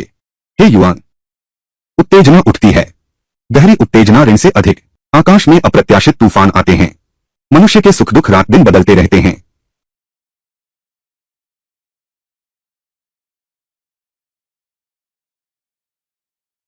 100 पैरों वाला कीड़ा सांप जितना तेज नहीं चल सकता, मुर्गा के 2 पंख कौए जितना नहीं उड़ सकते। घोड़े में 1000 मील दौड़ने की क्षमता होती है, बिना सवार के वह स्वयं नहीं जा सकता। आकाश छूने की महत्वाकांक्षा है, भाग्य के बिना सफलता असंभव है। पांडित्य से भरा हुआ 100 प्रयासों में भी सफलता नहीं। अल्पज्ञ और अक्षम, युवावस्था में ही उच्च पद प्राप्त किया। गहरे महलों की दासियां दुर्भाग्य से वेश्या बन गईं। चंचल वेश्या, समय आने पर पति बन जाता है। मनुष्य का जीवन इस संसार में धन दौलत का पूरा उपयोग नहीं करना चाहिए, गरीबी में स्वयं को धोखा नहीं देना चाहिए, और उतार चढ़ाव में स्थिर रहना, तैयार रहना, पूरी तैयारी में। यह इसमें तो किसी को गाली भी नहीं दी गई, इसमें तो किसी को गाली भी नहीं दी गई। ऐसे अगर मिस्टर गु सफेद पैर वाले हैं तो भी सांप से तेज नहीं दौड़ सकते। अगर 2 पंखों वाला मुर्गा है तो भी कौए से ऊंचा नहीं उड़ सकते। यदि कुंवर गु एक घोड़ा होता तो भले ही उसकी मंजिल 1000 मील दूर हो, पर बिना मार्गदर्शन के वह स्वयं नहीं पहुंच सकता। यदि उसमें आकाश छूने की महत्वाकांक्षा हो तो भी बिना भाग्य के वह सफल नहीं हो सकता। तो अब जो बातें आएंगी वे किसके लिए हैं? वह तो व्यंग्य कर रहा है इस पूरे दरबार के सभी अधिकारियों पर। पेट भरा ज्ञान, सफेद बाल, फिर भी बेकार, कम पढ़ा लिखा, कम ज्ञान, जवानी में ही परीक्षा पास कर ली। यह दिखाता है कि योग्य लोग अधिकारी नहीं बन पाते। पूरी सरकार के अधिकारी सब सड़े हुए कीड़े हैं। दूसरी पंक्ति है, गहरे महलों की दासियां दुर्भाग्य में वेश्या बन गई। चंचल वेश्या समय आने पर महारानी बन गई। चुपके से बुरा भला कहा, सम्राट को गहरे महल में बंद कर दिया गया, सम्राट बंदी बना लिए गए। चंचल वेश्या पर सत्ता पर काबिज हो गई। तो आखिरी 2 पंक्तियां वह गुगोंगजी को बता रहा था, धन और सम्मान का दुरुपयोग न करें, खुद गरीब होने पर भी कभी खुद को धोखा न दें। मतलब गु युनशिव को अपनी तरफ मिलाना, पहले साथ मिलकर स्थिर रहें, फिर ताकत जमा करें। तो गुगोंगजी, क्या तुम समझ रहे हो? अगर वह नहीं समझता तो मैं सु यिंगलुओ अपनी आंखें गवा दूंगी, क्योंकि हे युवान ने शुरुआत से ही अपना मूल उद्देश्य स्पष्ट कर दिया था। भगवान अप्रत्याशित परिस्थितियां लाता है, हम सब पर मुसीबत आ गई। मैं हार गया। यह यह श्रीमान गु आखिरकार हार मान गए। यह कविता भी, इसमें कुछ खास लिखा भी नहीं है। मुझे तो लगता है राजकुमार गु की कविता बेहतर है। हाँ, सही कहा। तुम इस दरबार के सभी अधिकारियों को देखो, चापलूसी करने के अलावा वे और कुछ करते भी हैं क्या? श्रीमान गु, क्या तुमने जानबूझकर उसे जीतने दिया? मान लो कि मैंने जानबूझकर ऐसा किया। आखिरकार पहली मुलाकात में ही कविता से जीत हार का फैसला करना, मेरे लिए तो यह एक मजाक है। राजकुमार ने, महारानी, मैं और मेरे पिताजी पहले वापस चलते हैं। सेना का खर्च जुटा लिया है। महारानी, यह बूढ़ा मंत्री, विदा लेता हूं। तो फिर मैं राजा की तरफ से अच्छी खबर का इंतजार रहेगा।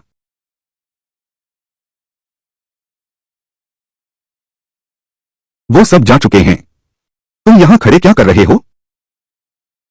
राजकुमार ने नहीं बताया, लगभग भूल ही गया। तो मैं भी अब महल लौटता हूं।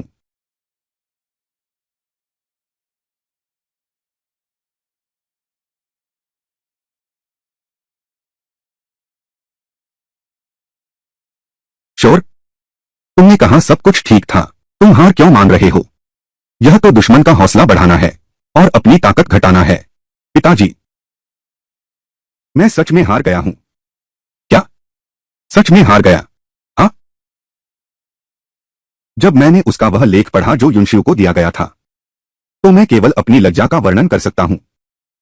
हालांकि इसमें केवल कुछ ही वाक्य थे, लेकिन उनमें अनंत अर्थ समाये हुए थे। उसने मुझे और वर्तमान दरबार को, यहां तक कि महारानी मां को भी फटकार लगाई और हमें चेतावनी भरे शब्द कहे कि वर्तमान में हरम राजनीति में हस्तक्षेप कर रहा है। सू तियानमिन का दरबार पर पूरा अधिकार है। चलो उसके साथ मिलकर तैयारी करके विद्रोह करें। क्या कह रहे हो? जान से हाथ धोना चाहते हो? विद्रोह करने पर सिर कट जाता है। लेकिन सम्राट तो नाम मात्र के रह गए हैं। अगर हम हे परिवार के साथ नहीं मिले, डर है कि उस समय होंठ गायब होने पर दांत ठंडे हो जाएंगे। शूर, क्या तुम सच में सोचती हो कि तुम्हारे पिता वर्तमान हालात से अनजान हैं? क्या हालात से वाकिफ नहीं हैं?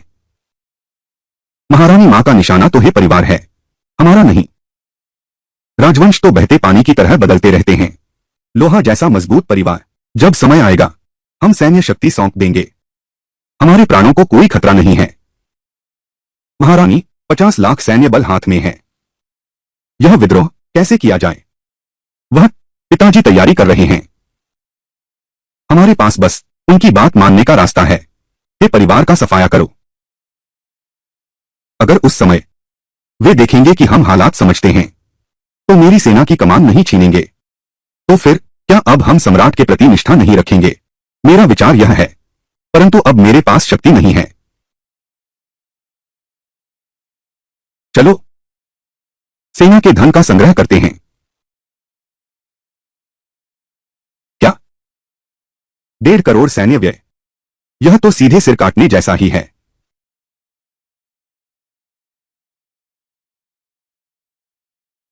पूरे हे मैनर को बेच दो, फिर भी पूरा नहीं होगा। 15 लाख टेल्स चांदी, यह असंभव भी नहीं है। मिस रुशुआंग, क्या आपको चांदी की कीमत का अंदाजा नहीं है? वह 15 लाख टेल्स है, सिर्फ 1500 टेल्स नहीं। मुझे पता है, मैं इंतजाम कर सकती हूं। बहन, तुमने बहुत बड़ा दावा कर दिया। तुम सिर्फ एक वेश्या हो। भाभी, भाभी, इस नाजुक वक्त पर मैं सबको धोखा कैसे दे सकती हूं?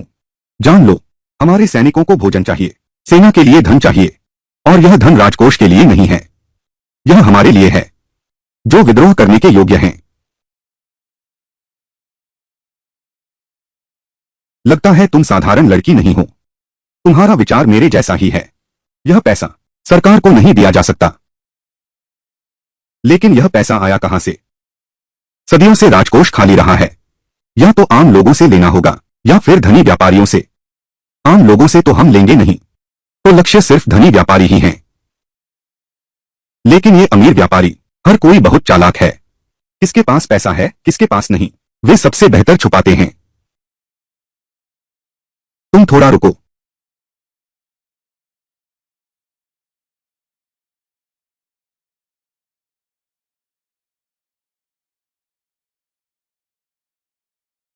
ये वो लोग हैं जिन्हें मैंने जाना और गिना है।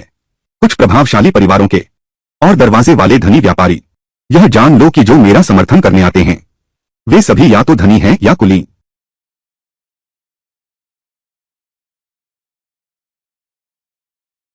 ठीक है, कोई बात नहीं। इस पर दी गई जानकारी क्या वाकई काम आएगी? कैसे काम नहीं आएगी? तुम जानते हो ये धनवान व्यापारी और ये अमीर लड़के वारानी को क्यों पसंद करते हैं? कुछ तो अपनी प्रतिभा दिखाने के लिए, कुछ सिर्फ कामुकता के कारण, असल में ज्यादातर तो संसाधन पाने के लिए। मिसाल के तौर पर आज मैंने छोटे राजकुमार के साथ समय बिताया, खूब शराब पी और खुशक की। मैंने इशारों में बात की, मेरे काम की तरह तरह की खबरें जुटाई। मिस रुशवांग, मेरा प्यार तुम्हारे लिए सच्चा है, मैं जानता हूं। एक और उदाहरण देता हूं, अगर कोई और छोटे राजकुमार को खुश करना चाहता है तो मुझे चुनने के लिए हजारों सोने के सिक्के लुटा सकता है, उसकी पसंद जानने के लिए, यहां तक कि सिफारिश भी पा सकता है।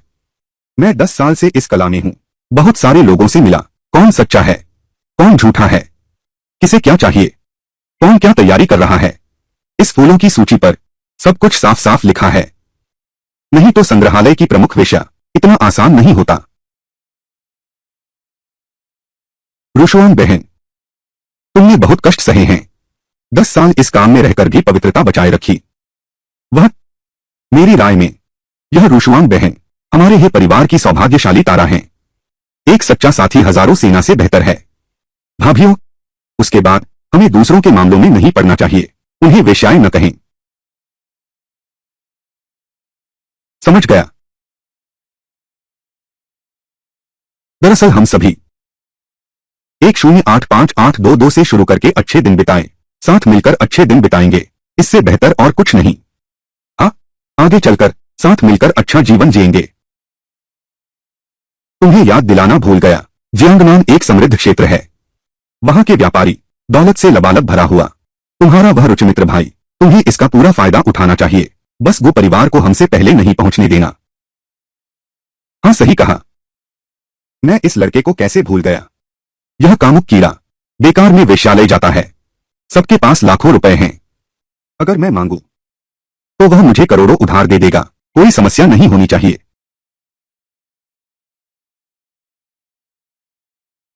भाभियों, यह नामावली ले लो, सिपाहियों को साथ लो और इन अमीर व्यापारियों और नेताओं के पास जाओ, सेना के लिए कर वसूल कर लो।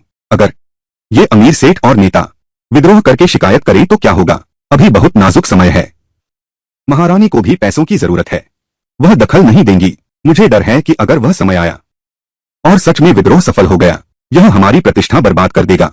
सदस्य, चिंता मत करो, अगर सच में विद्रोह सफल हो गया, बड़े विद्वान खुद तर्क करेंगे, अब केवल एक ही उद्देश्य है, पैसा कमाना। चलो, जैसा गुड़िया रुशवांग ने कहा वैसा ही करो।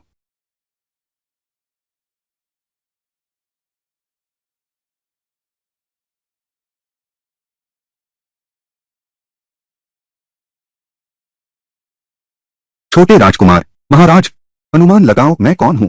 हाथ हटा लो। क्या तुम स्वयं को यांगझो की पतली घोड़ी समझती हो? छोटे राजकुमार, कैसी हवा तुम्हें हमारे जियांगनान ले आई? क्या तुम भी महसूस करना चाहते हो हमारी जियांगनान की धुंधली बारिश और नाबिक लड़कियों को? आज मैंने तुम्हें बुलाया है गंभीर बातचीत के लिए। गंभीर बात? मुझे कुछ पैसे उधार दो। क्या हुआ, भाभी ने तुम्हें काबू में कर लिया है? बोलो, कितना चाहिए? कितना? 1 करोड़, करोड़, 1 करोड़। क्या मैंने सही सुना? 10 लाख तोले? 1000 तोले नहीं। क्या तुम पागल हो? लाख तोले? क्या मुझे तुम्हें ढूंढने दक्षिण आना पड़ा? यह तो सच है। छोटे राजकुमार, क्या लड़ाई होने वाली है? मैंने देखा दरबार में बहुत से लोग भेजे हैं, चारों ओर पैसे मांग रहे हैं। क्या कोई आपको ढूंढ रहा था? रक्षा मंत्री के घर के गु परिवार के पिता पुत्र कल ही आ गए थे। मेरे पिता को इन जियांगनान के अमीर व्यापारियों को ढूंढने के लिए कहा, उनके लिए 1 करोड़ सेना का धन जुटाने को। सब इकट्ठा हो गया। हाँ, सब इकट्ठा हो गया लगता है। मेरे घर के पिछवाड़े में तो चांदी के ढेर लगे थे, गाड़ी गाड़ी भरकर। कहते थे बादशाह के लिए जमा कर रहे हैं। उसके बाद फिर वही पद और इनाम देना। इसलिए ये जियांगनान के अमीर व्यापारी बहुत उत्साहित और सक्रिय हैं। इस तरह भाई, तुम क्या अपने पिता के पास जाओ अपने पास जाओ, उसे बता दो, यह पैसा मत भेजना, मुझे दे दो। तुम्हारे लिए। मेरे पिता बेवकूफ थोड़े हैं। वह रक्षा मंत्री एक बड़ा अधिकारी है और मेरे पिता से उसका कुछ परिचय भी है। तो फिर मेरे पिता तो लानलिंग के राजा हैं। तेरे बाप का तो देहांत हो गया था ना। अगर वो जिंदा होते तो शायद विचार कर सकते थे, लेकिन अब तो वो पूरी तरह से चल बसे हैं, है ना? मैं तुमसे एक बात पूछता हूं, क्या तुम मेरे भाई हो?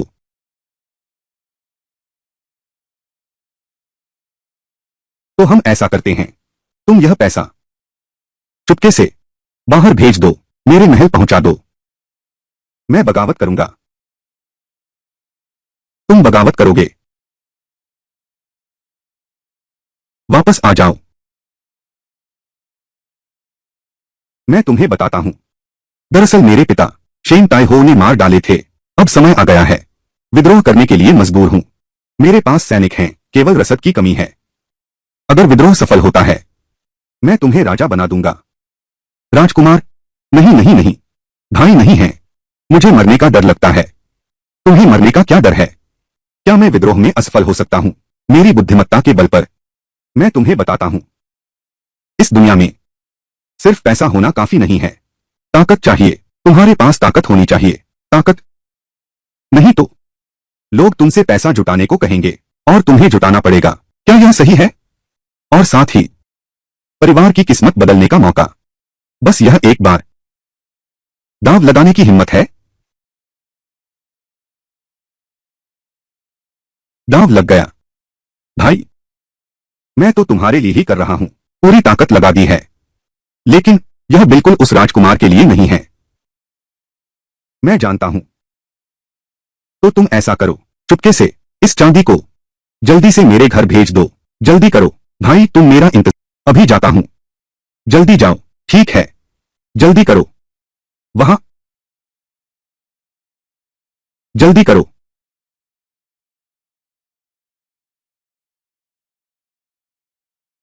ठीक है भैया वांग, आपकी मेहरबानी।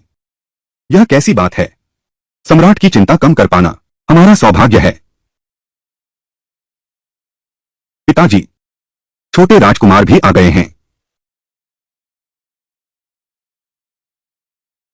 क्या यह छोटे राजकुमार नहीं हैं? काश तुम एक कदम देर से आए। तुम देर से आए। यह वांग परिवार का चांदी अब हमारे गु परिवार की है। इसलिए कहा जाता है, अदरक पुरानी हो तो ज्यादा तीखी। मैंने इतनी मेहनत की, मैंने आपको कभी परेशान नहीं किया। लेकिन अंकल वांग, आप जियानग्नान के सबसे अमीर व्यक्ति बन सके, इसमें मेरे पिता का भी योगदान है ना?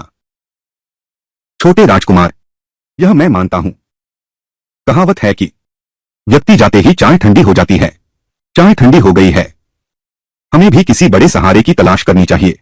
ठीक है, चूंकि तुमने मुझे चाचा कहकर बुलाया है, मैं कोई तरीका सोचूंगा तुम्हारे लिए 10-20 लाख जुटाने का। वो 10-20 लाख कहां पर्याप्त हैं?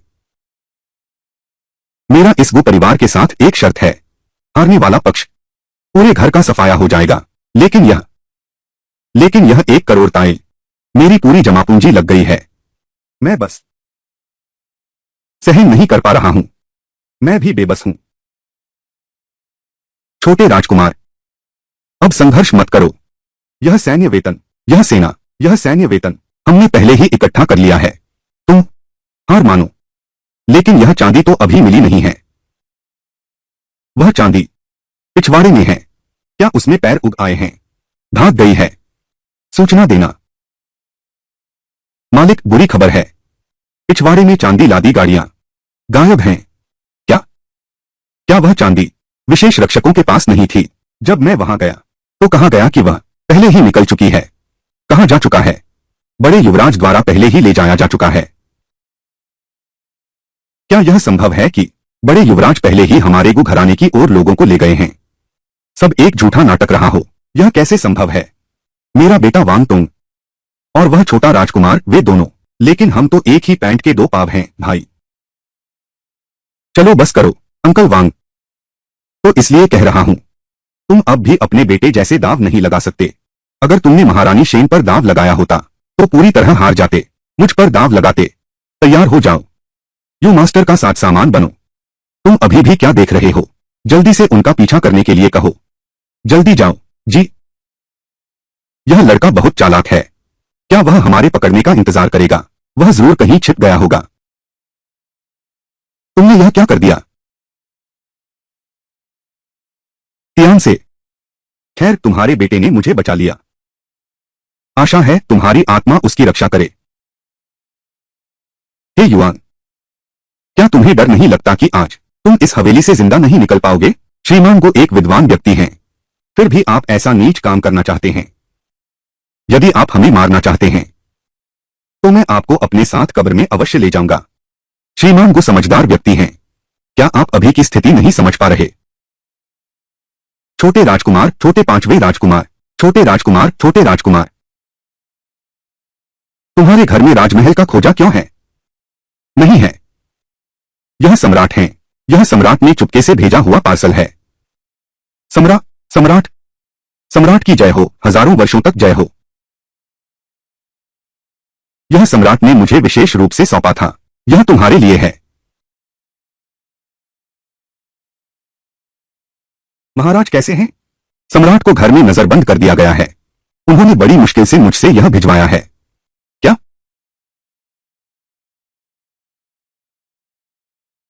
यह यह सम्राट का शाही चोगा मुझे भेज दिया गया है। इस पार्सल में एक चिट्ठी लगती है।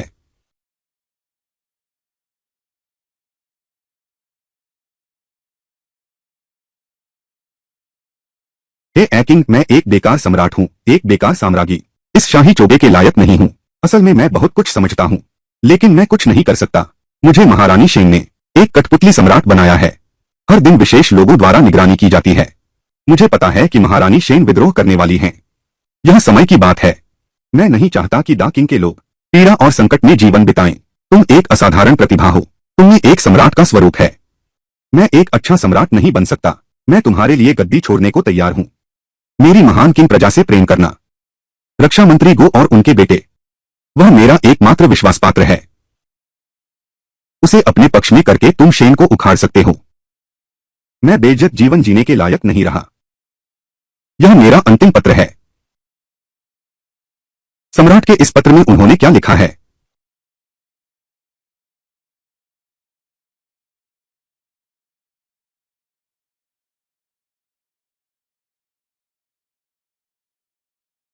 सम्राट, महाराज, सम्राट, हे महाराज, इस बूढ़े मंत्री ने आपको धोखा दिया। पिताजी,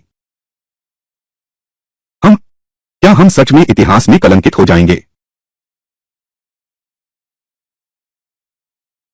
शेन को सत्ता से नहीं हटाएंगे तो मैं गुवेन इंसान कहलाने लायक नहीं रहूंगा।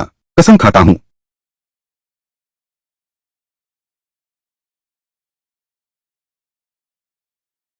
मां, सम्राट ने आत्महत्या कर ली। उसने कुछ हिम्मत तो है। पहले इस खबर को मत फैलाना। जब तक वे सेना का खर्च जमा कर लें, इन दो राह के पत्थरों को हटा दो। फिर तुम गद्दी संभालना। तब तुम राजगद्दी पर बैठना। ठीक है? सूचना, सूचना। बोलो, क्या बात है? ए, गु, दोनों परिवारों द्वारा जुटाई गई सेना की फंडिंग सीधे राजकोष में नहीं पहुंची। क्या क्या ये दोनों परिवार बगावत करना चाहते हैं? बगावत? उनके हाथों के नीचे के छोटे मोटे सिपाही विद्रोह करेंगे भी कैसे? हमारी 55 लाख की सेना पहले ही उत्तरी लियांग पहुंच चुकी है। गाड़ी तैयार करो। मैं खुद ही मैंशन जाऊंगा विद्रोही है युवान को गिरफ्तार करने। जी। विद्रोही है युवान, बाहर आकर अपनी मौत को गले लगाओ।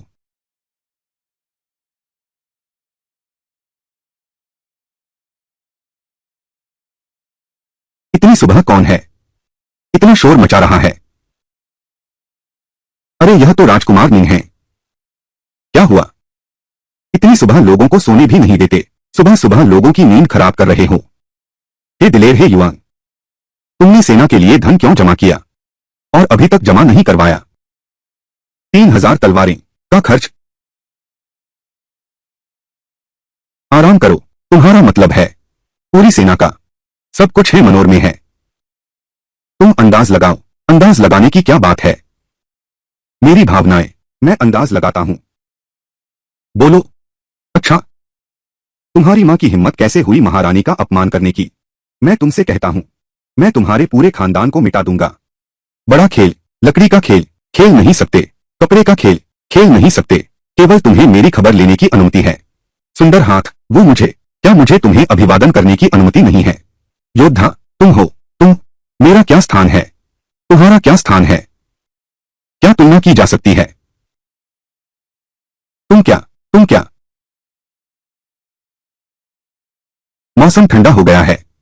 मैंने कहा था कि कपड़े पहन लो, पर तुमने नहीं सुना। जल्दी करो, यह लो और ओढ़ लो।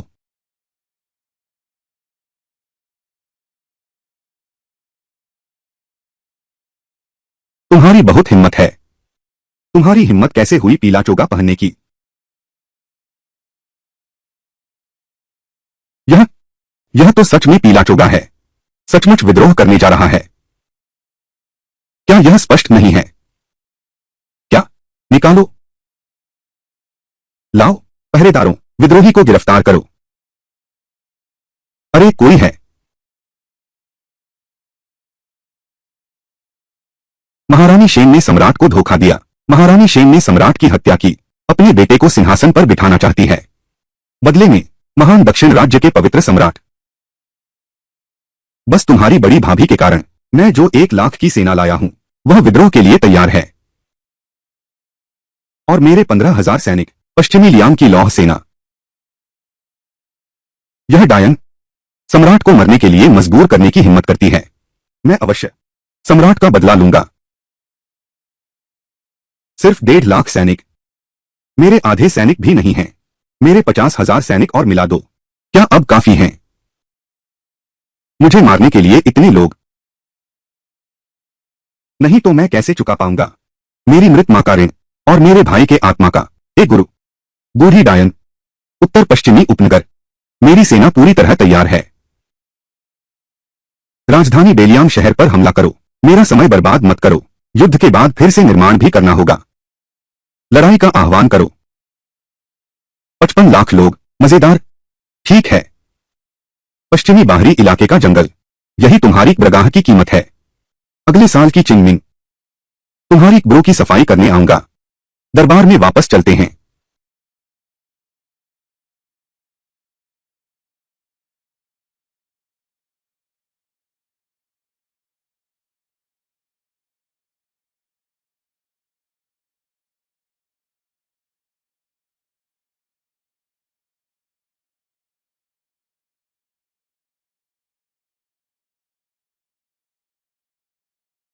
सेना की चाल और युद्ध के मामले तुम बड़ी भाभी को सौंप दो। तुम यहां इतनी मेहनत क्यों कर रहे हो? सामने वाला कोई महान सेनापति नहीं है, बस फीलोंग जनरल है। हमारे घर में सब औरतें हैं। ऐसे मामले मुझे ही देखने होंगे, खुद ही हाथों से सब कुछ करना। हाँ सही है। इतनी रात हो गई है, तुम लोग सोते नहीं, यहां क्या कर रहे हो? मिस रुशवान तुम्हारी चिंता कर रही हैं। तुम्हारे लिए लोटस सीड पुडिंग लाई हैं। वहां मत रखो, चूहे हैं। तुम चूहे को शिविर में क्यों लाए हो? युद्ध के लिए। क्या ऐसे युद्ध लड़ा जाता है? मैं सालों से युद्ध क्षेत्र में हूं, पहली बार सुना है चूहों से युद्ध लड़ने का। क्यों नहीं हो सकता? फिर यह बांस का पाइप, इसके अंदर क्या है? छोड़ दो, पिस्सू। चूहा और पिस्सू, तुम क्या करना चाहते हो? तुम्हें शांत होना चाहिए। मैंने कहा था लड़ाई है। क्या ऐसे लड़ते हैं? यह इसे जीवाणु युद्ध कहते हैं। उच्च तकनीक। इस बांस ट्यूब के अंदर के पिस्सू सभी प्लेग वायरस से संक्रमित हैं। कल मैं सैनिकों को आदेश दूंगा, इन बांस ट्यूबों को तीरों से बांधने का। महारानी की सेना का फायदा उठाओ, जो पश्चिमी उपनगर में जमा हो रही है। भीड़ बहुत सघन है। दुश्मन की स्थिति पर गोलीबारी करो। यह भी कोई चारा नहीं है। युद्ध में छलकपट जायज है। दुश्मन और हमारी सेना संख्या का अंतर बहुत ज्यादा है। सीधा हमला करें, इससे हमारी सेना का खून बहना बढ़ेगा। लेकिन युद्ध के बाद चिंता मत करो। के लिए तैयार। इस वायरस की सीरम मैंने पहले ही विकसित कर ली है। सीरम वही है इलाज। भाभी, मेरे पिता के पुराने सहयोगियों के लिए मैंने भी कुछ उपाय सोचे हैं। क्या उपाय? मैंने कुछ नोट लिखे हैं। आखिरकार वे मेरे पिता के पुराने सैनिक हैं। वे मेरा मान भी रखेंगे। ऊपर से कुछ हैं। बस आत्मसमर्पण कर दो, अतीत को भूल जाओ। घर बांटे जाएंगे, जमीन बांटी जाएगी, ऐसी बातें। तो तुमने वह नोट कैसे दिया? सामने वाली पोजीशन पर पहुंचाओ।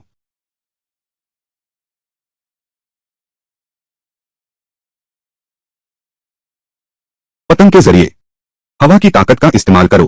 उनके कैंप में एयर ड्रॉप करो। हे युआन, तू सच में जीनियस है। अगर मैं तेरा दुश्मन होता तो मेरी पूरी सेना खत्म हो चुकी होती। लेकिन तूने सोचा भी कैसे? अगर यह प्लेग फैल गया तो क्या करेंगे? जब से मैंने इसे छोड़ने की हिम्मत की, तभी से रोकथाम का तरीका सोच लिया है। बस पता नहीं सामने वाले ने तैयारी कर ली है या नहीं।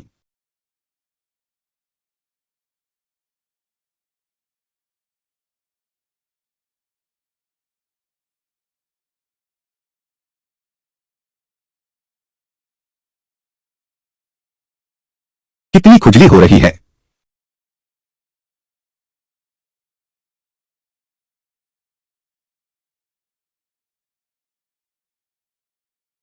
जल्दी देखो, आकाश में दो पतंगे उड़ रही हैं।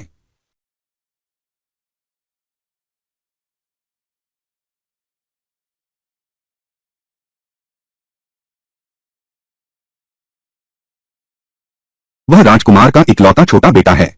वह हमारे लिए संदेश ला रहा है। कहता है कि महारानी ने राजकुमार को मार डाला और सम्राट को आत्महत्या के लिए मजबूर किया। हमें बताता है कि अभी आत्मसमर्पण कर दो, पिछली बातें माफ कर दी जाएंगी, घर और जमीन भी बांट दिए जाएंगे। फिर क्या कहना है? हम जनरल के वंशज से कैसे लड़े? क्या विद्रोही बन सकते हैं? भाइयों, नहीं लड़ेंगे।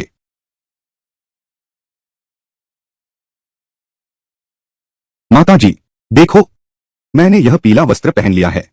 क्या वह बादशाह जैसा दिखता है? बिल्कुल बादशाह जैसा है। बिल्कुल वैसा ही है। मेरा बेटा जरूर बादशाह बनेगा। बस मुझे चिंता है। मोर्चे पर हालात कैसे हैं? इतनी देर क्यों लगी? अभी तक कोई शुभ समाचार नहीं आया है। माताश्री, आप निश्चिंत रहें। वो हान लोंग और लुगुवेई अजय सेनापति हैं। बाहर की वो अव्यवस्थित भीड़ शायद पहले ही मार दी गई हो। वे अभी दरबार में आने के रास्ते में होंगे। सूचना, बोलो, इतना हंगामा क्यों है? सम्राट को सूचित करो, उत्तर पश्चिमी सेना पूरी तरह से टूट गई है। जनरल लू के सैनिकों ने बड़े पैमाने पर विद्रोह का सामना किया। विद्रोही सेना अजेय है, लगातार जीतते जा रहे हैं। सम्राट के लिए बदला लेने का नारा लगाकर वे राजधानी तक पहुंच गए हैं। यह कैसे संभव है? यह हान लोंग की उत्तर पश्चिमी सेना तोदा किंग साम्राज्य की श्रेष्ठ सेना है। वे इतनी आसानी से कैसे हार गए? सुनते हैं कि सेना भेजी गई है। मोर्चे पर अनगिनत पिस्सू गिराए गए। सभी प्लेग से संक्रमित हैं। हमारे सैनिकों की भारी हानि हुई है। अधिकांश ने बिना लड़े आत्मसमर्पण कर दिया। जनरल लू की सेना के लिए कागज की पतंगों द्वारा संदेश भेजो, उन्हें आत्मसमर्पण के लिए मनाओ। सैनिकों ने विद्रोह कर दिया है।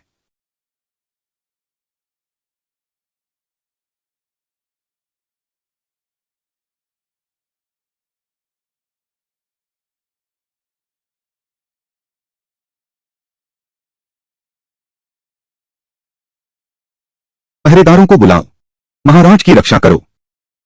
इतनी जल्दी सिंहासन पाने की? यह रक्षा तो आपकी है या मेरी है? रक्षा का स्वाद धृष्ट। हे युआन, क्या तुम विद्रोह कर रहे हो? इसे क्या कहते हैं? कुत्ते की तरह भौंकना। क्या तुम सच में अपने आप को वह समझते हो? क्या तुम सच में अपने आप को वह समझते हो? अजय राजकुमार नींद, तुम क्या करना चाहते हो? मैं आज ही सिंहासन हड़पने जा रहा हूं। मैं तुमसे कहता हूं, यह साम्राज्य सिंह का है। एक बाहरी व्यक्ति सिंहासन चाहता है। दूर हो जाओ, तेरी मां का। मैं भी तुझे बता दूं, राजा महाराजा जन्म से थोड़े ही होते हैं। मैं सम्राट आज खुद ही राजा का वध करूंगा। मेरी जान बख्श दो। पांचवें राजकुमार, महाराज, ओ मेरे प्यारे, मुझे क्या बुलाया?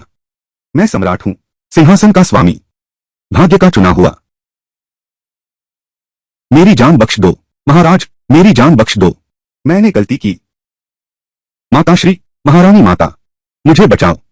तुम अभी भी पहले खुद को संभालो। यह वार मेरी मृत मां के लिए है।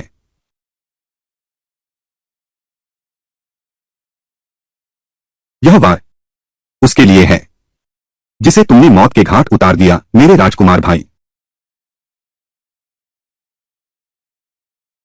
मैं गलत थी, मैं गलत थी। मुझे तुम्हारी शादी हे युआन से नहीं करानी चाहिए थी। तुम्हारा दांव सही निकला। महाराज, महाराज, महाराज, मेरी जान बख्श दीजिए। यह सब कुछ मेरी मां की साजिश है। मेरा कोई लेना देना नहीं है, मेरा कोई संबंध नहीं है। मुझे छोड़ दो। तू सच में बड़ा क्रूर इंसान है। जीने दो, जीने नहीं दूंगा, जीने दो। मैं तुझे छोड़ रहा हूं। महाराज धन्यवाद। वह मेरी मां जैसी हैं। मां आ गई हैं, लेकिन आओ, आओ, इस लड़के को मेरे लिए नपुंसक बना दो, आजीवन कारागार में डाल दो। धन्यवाद महाराज। शीली, शीलोंग, शीशिया। जो मुझे सीधा मूर्ख कहता था, आज खुद ही मूर्ख बन गया है। यही ईश्वर की इच्छा है। अरे कोई है, इसे ले जाओ। इस दुष्ट स्त्री के शव को बाहर खींच ले जाओ।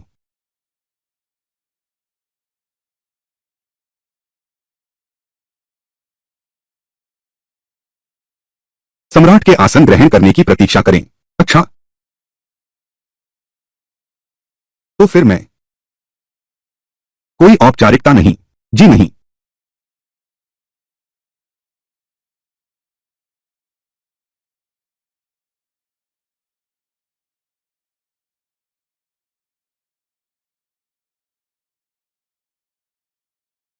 महाराज अमर रहें, हजारों लाखों वर्ष तक अमर रहें। बहुत अच्छा। सभी प्रियजन उठ जाओ। महाराज, महाराज, महाराज, नया राज्य आ गया है। इतिहास फिर से शुरू हो गया है। मैं योग्यता के आधार पर पुरस्कार दूंगा। मैं योग्यता के आधार पर पुरस्कार दूंगा। वांग तोंग कहाँ है? महाराज, भाई यहां है। तुमने बार बार असाधारण कारनामे किए हैं। मेरी सल्तनत जीतने में मदद की। और मेरा क्या? तुम्हें विजय राजा का खिताब दिया जाता है। विजय राजा का महल प्रदान किया जाता है। अश्लील। हे महाराज, यह अश्लील राजा है। जीत और हार की जीत। यहां मेरी प्रतिष्ठा खराब मत करो। माफ कीजिए भाई, तुम्हारे कान ठीक से सुन नहीं रहे। महाराज की यह महान कृपा है। और मेरी ये भाभिया। मुझे अभी अभी कुछ सूझ नहीं रहा कि ठीक क्या इनाम दूं। खैर, सब अपने ही तो हैं, बाद में देखेंगे। गु वेंशान, महाराज मैं उपस्थित हूं। त्वचा, तो मैं तुम्हें नियुक्त करता हूं राज्य का संस्थापक प्रधानमंत्री। क्या तुम संतुष्ट हो? मैं पूरी तरह संतुष्ट हूं। गु वेंशिरू, हाँ, मैं तुम्हें नियुक्त करने का इरादा रखता हूं। मैं तुम्हें नियुक्त करने का इरादा रखता हूं। मैं तुम्हें नियुक्त करने का इरादा रखता हूं। दा किंग का सर्वश्रेष्ठ विद्वान, मेरे द्वारा व्यक्तिगत रूप से प्रमाणित। महाराज, आप मजाक कर रहे हैं। जब तक महाराज हैं, यह नौकर, यह कहने की हिम्मत कैसे हुई? दा किंग का सर्वश्रेष्ठ प्रतिभाशाली। क्या आदेश मानने से इनकार कर रहे हो? मेरी यह हिम्मत नहीं। यह छोटा आदमी। महाराज के अनुग्रह के लिए धन्यवाद। और मैं और धन्यवाद देना चाहता हूं। एक सुंदर स्त्री, एक सुंदरी, एक सुंदर महिला, राजकुमारी पिंगयांग और सुश्री रुशुआंग। अगर राजकुमारी पिंगयांग नहीं होती तो मैं यह विद्रोह नहीं करता। अगर सुश्री रुशुआंग नहीं होती तो मैं इस विद्रोह को नहीं जीत पाता। कुछ तो इनाम दीजिए, वरना सब रानी को दे दीजिए। महाराज का शुक्रिया। राजकुमारी पिंगयांग, तुम्हारे सीने पर यह क्या है?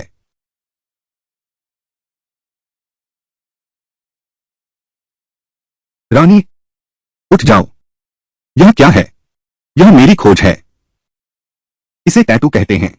और यह टैटू मेरे हाथों से बना है और मेरे हाथों से सजाया गया है।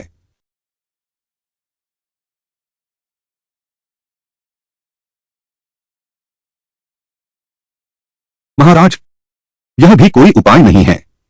तुमने पहले मेरा अपमान किया था, फिर भी तुम कहते हो कि मैं और यह लड़का आसमान और जमीन जैसे हैं। मैं साहस नहीं कर सकता महाराज, आप ही आसमान हैं। ठीक है स्वामी, मैं जानता हूं कि मैंने गलती की है। तुम अपने व्यवहार पर ध्यान दो। जी महाराज। महारानी जी, तो चलिए हम अपने महल को लौट चलते हैं। दरबार स्थगित।